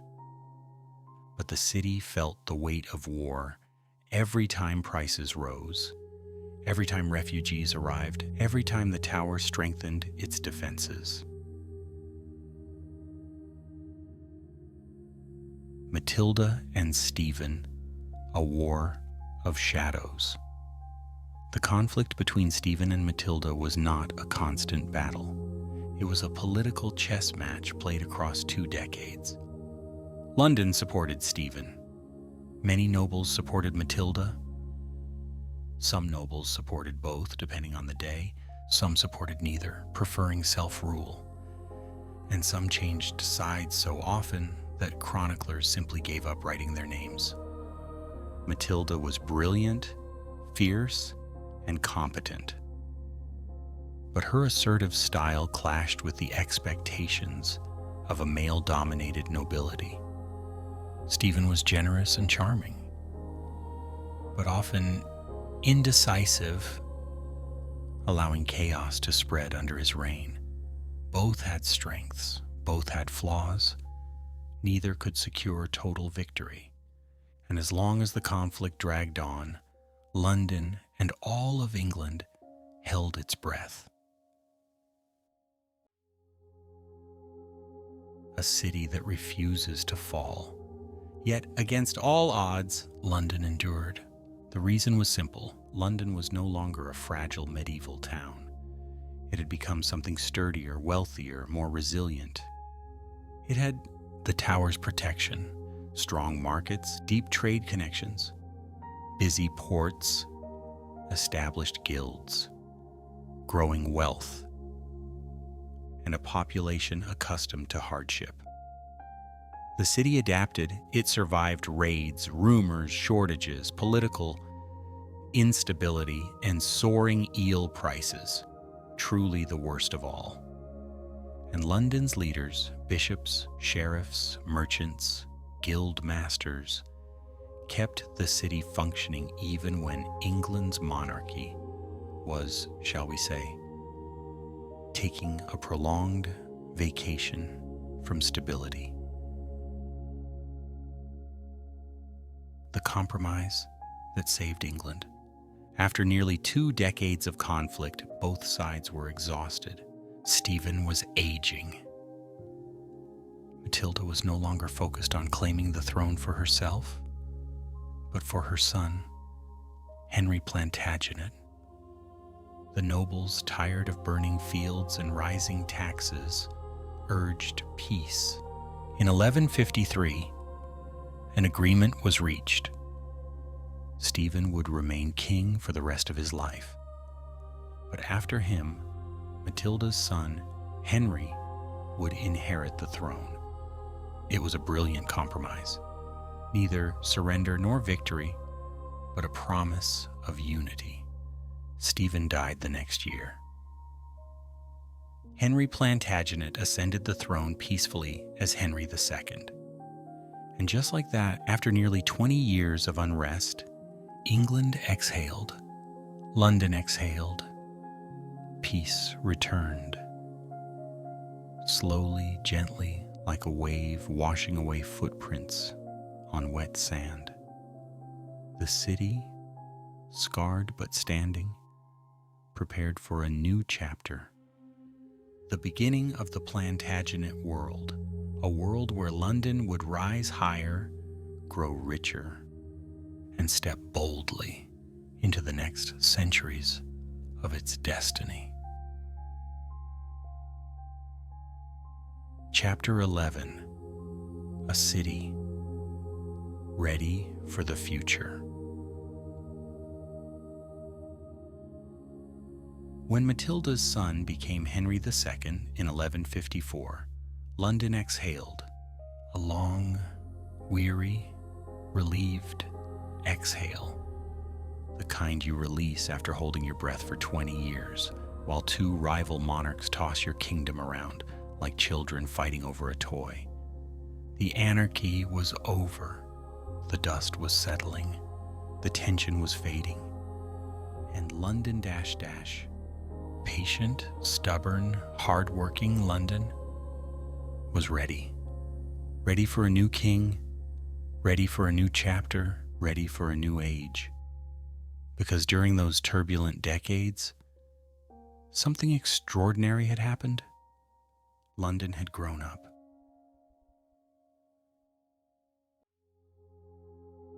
A city that had quietly transformed.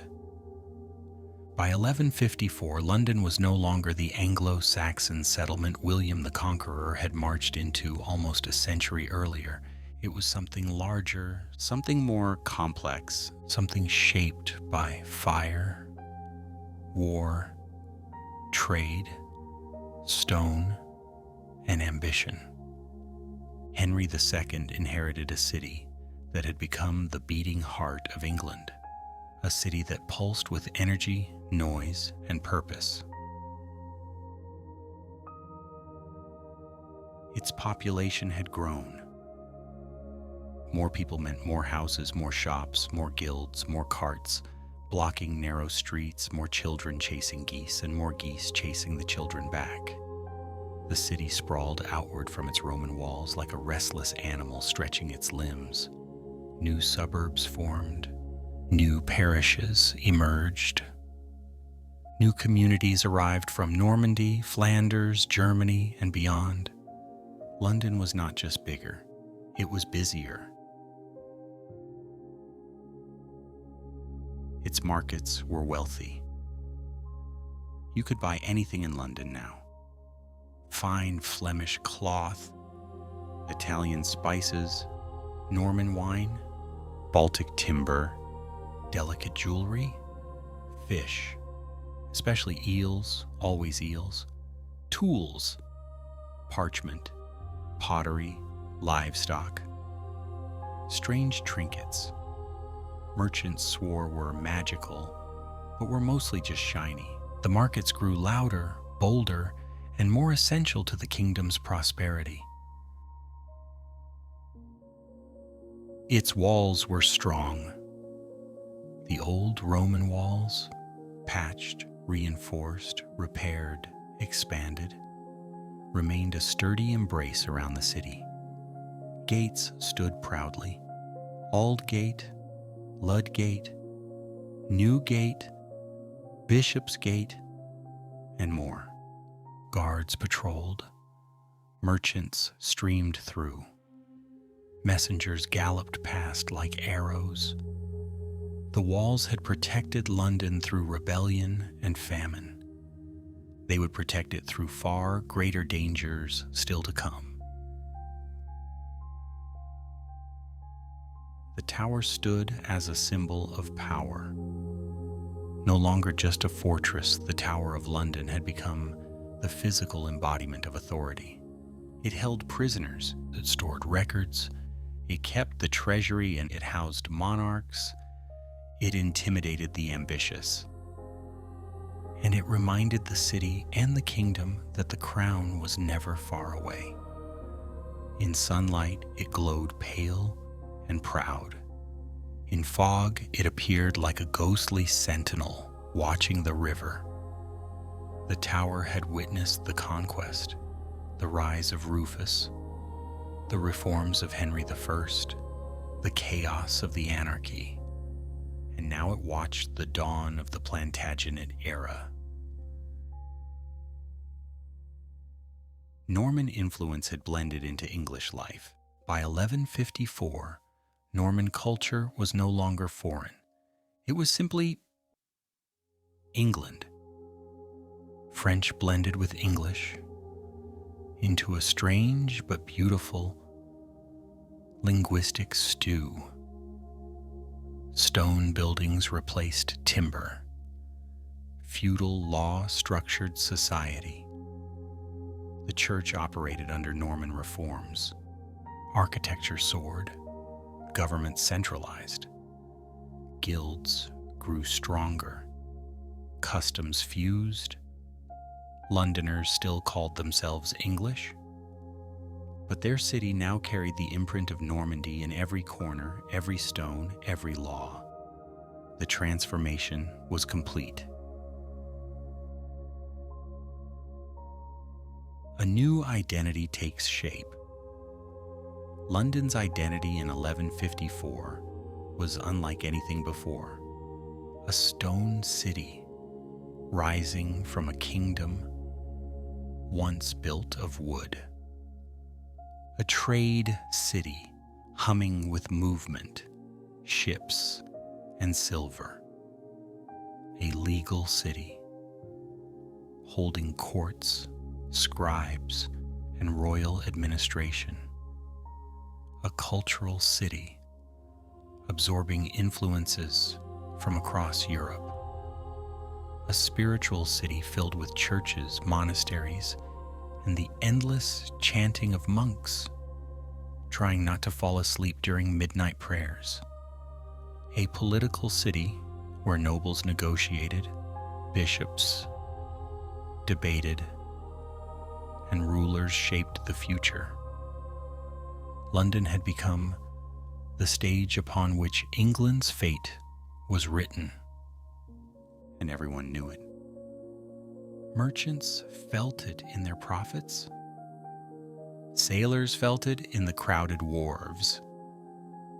Priests felt it in their churches bursting with congregants. Craftsmen felt it in the steady demand for skill. Children felt it in the lively, bustling streets where danger and opportunity danced side by side. Nobles felt it during meetings in dim halls where decisions rippled outward like waves. The city was evolving, growing, preparing. The Plantagenet dawn. Henry II arrived with something England desperately needed: competence. He was intelligent, strategic, disciplined. A king shaped by hardship, exile, and political training across kingdoms, he married the formidable Eleanor of Aquitaine, uniting England with one of the richest, most cultured regions of Europe.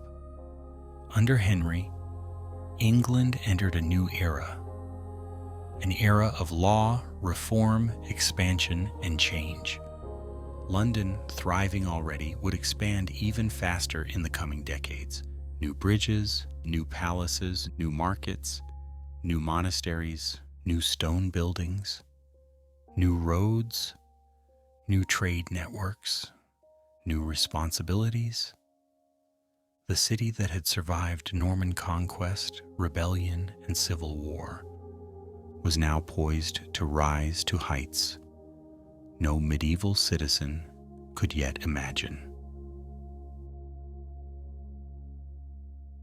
A city of stone and ambition. By the time Henry II set foot in London, the city glimmered with potential. You could stand on London Bridge, the old wooden one, not the later stone masterpiece, and watch ships glide past like restless spirits. You could hear the chorus of languages in the markets. You could see the tower looming above like a guardian of destiny. You could feel the hum of commerce vibrating beneath your feet. You could sense that the city was leaning forward as though preparing to leap into centuries of greatness. London was no longer just a city. It was an idea, a promise, a force gathering strength.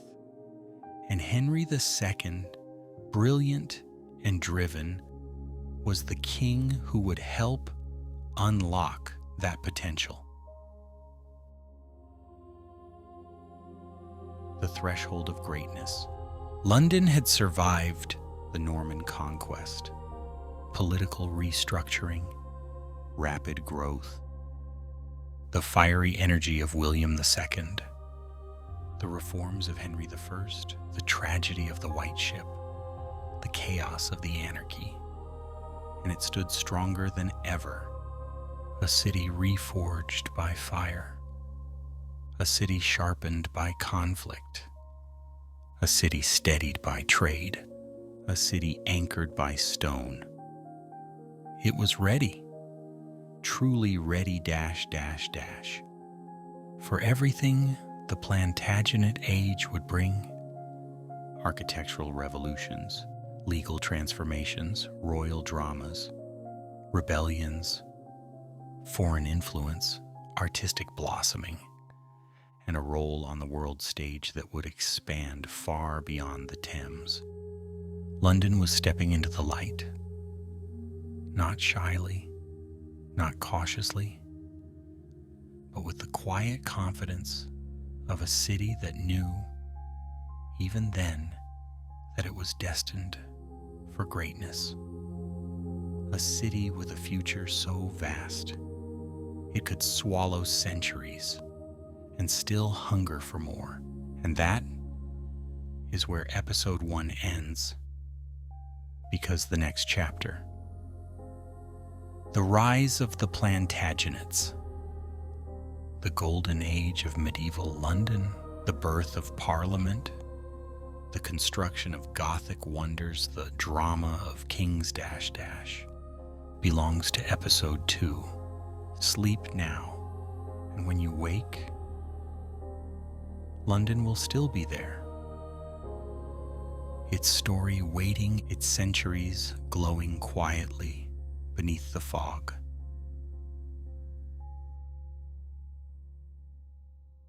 Closing. Rest now, traveler. You have walked through nearly a century with me tonight. Through the fog of conquest, through the rising stones of Norman fortresses, through markets that buzzed with eels and arguments, through the echo of hooves on muddy roads, and the murmur of monks bent over their manuscripts. You have stood beside kings who shaped kingdoms, queens who waited in the shadows, merchants shouting prices into the morning air, and craftsmen carving tomorrow out of wood and stone. You have seen London before it became London, before the domes, before the palaces, before the carriages and chimneys and clock towers. You have watched it grow inch by inch, stone by stone, like a great creature stretching itself awake. So now, let the images settle. Let the stone walls fade into the quiet dark. Let the memory of gray skies soften into a gentle haze. Let the river mist drift away like a drifting thought. Let the sound of hooves on wet streets slow until it becomes the steady rhythm of your own breathing. Let the great white tower, pale and patient beside the Thames, dissolve into stillness. You are no longer standing on medieval streets. You are here in the calm of your room, with the quiet hum of your own world surrounding you. Feel the weight of the blankets settle over your legs. Feel your chest rise and fall slowly, naturally, like the tide washing against a quiet shore. London's story has paused for the night. Yours too can rest. Close your eyes when you're ready. Let your thoughts drift like a small boat on the Thames, carried gently by the current. Let the centuries you've traveled tonight become soft shadows behind you. Let your mind loosen its grip on the timelines, the kings, the battles, the laughter in markets, the chants in monasteries, the clatter of carts rolling through narrow streets. All of it can wait. All of it will be there when the sun returns. Sleep softly now, friend. You have traveled far tonight. You have earned a quiet rest. The kind that settles deep into the bones, the kind that feels like sinking into warm earth, the kind that smooths the edges of your thoughts until they are no more than whispers. London will still be here when you wake. Its towers, its bridges, its alleys of centuries past, all of them waiting patiently like pages in a book left open on a bedside table. And its next chapter, stretching into ages of kings and rebels, cathedrals and plagues, Parliaments and poets will be here too, waiting for another night, waiting for you. Rest now.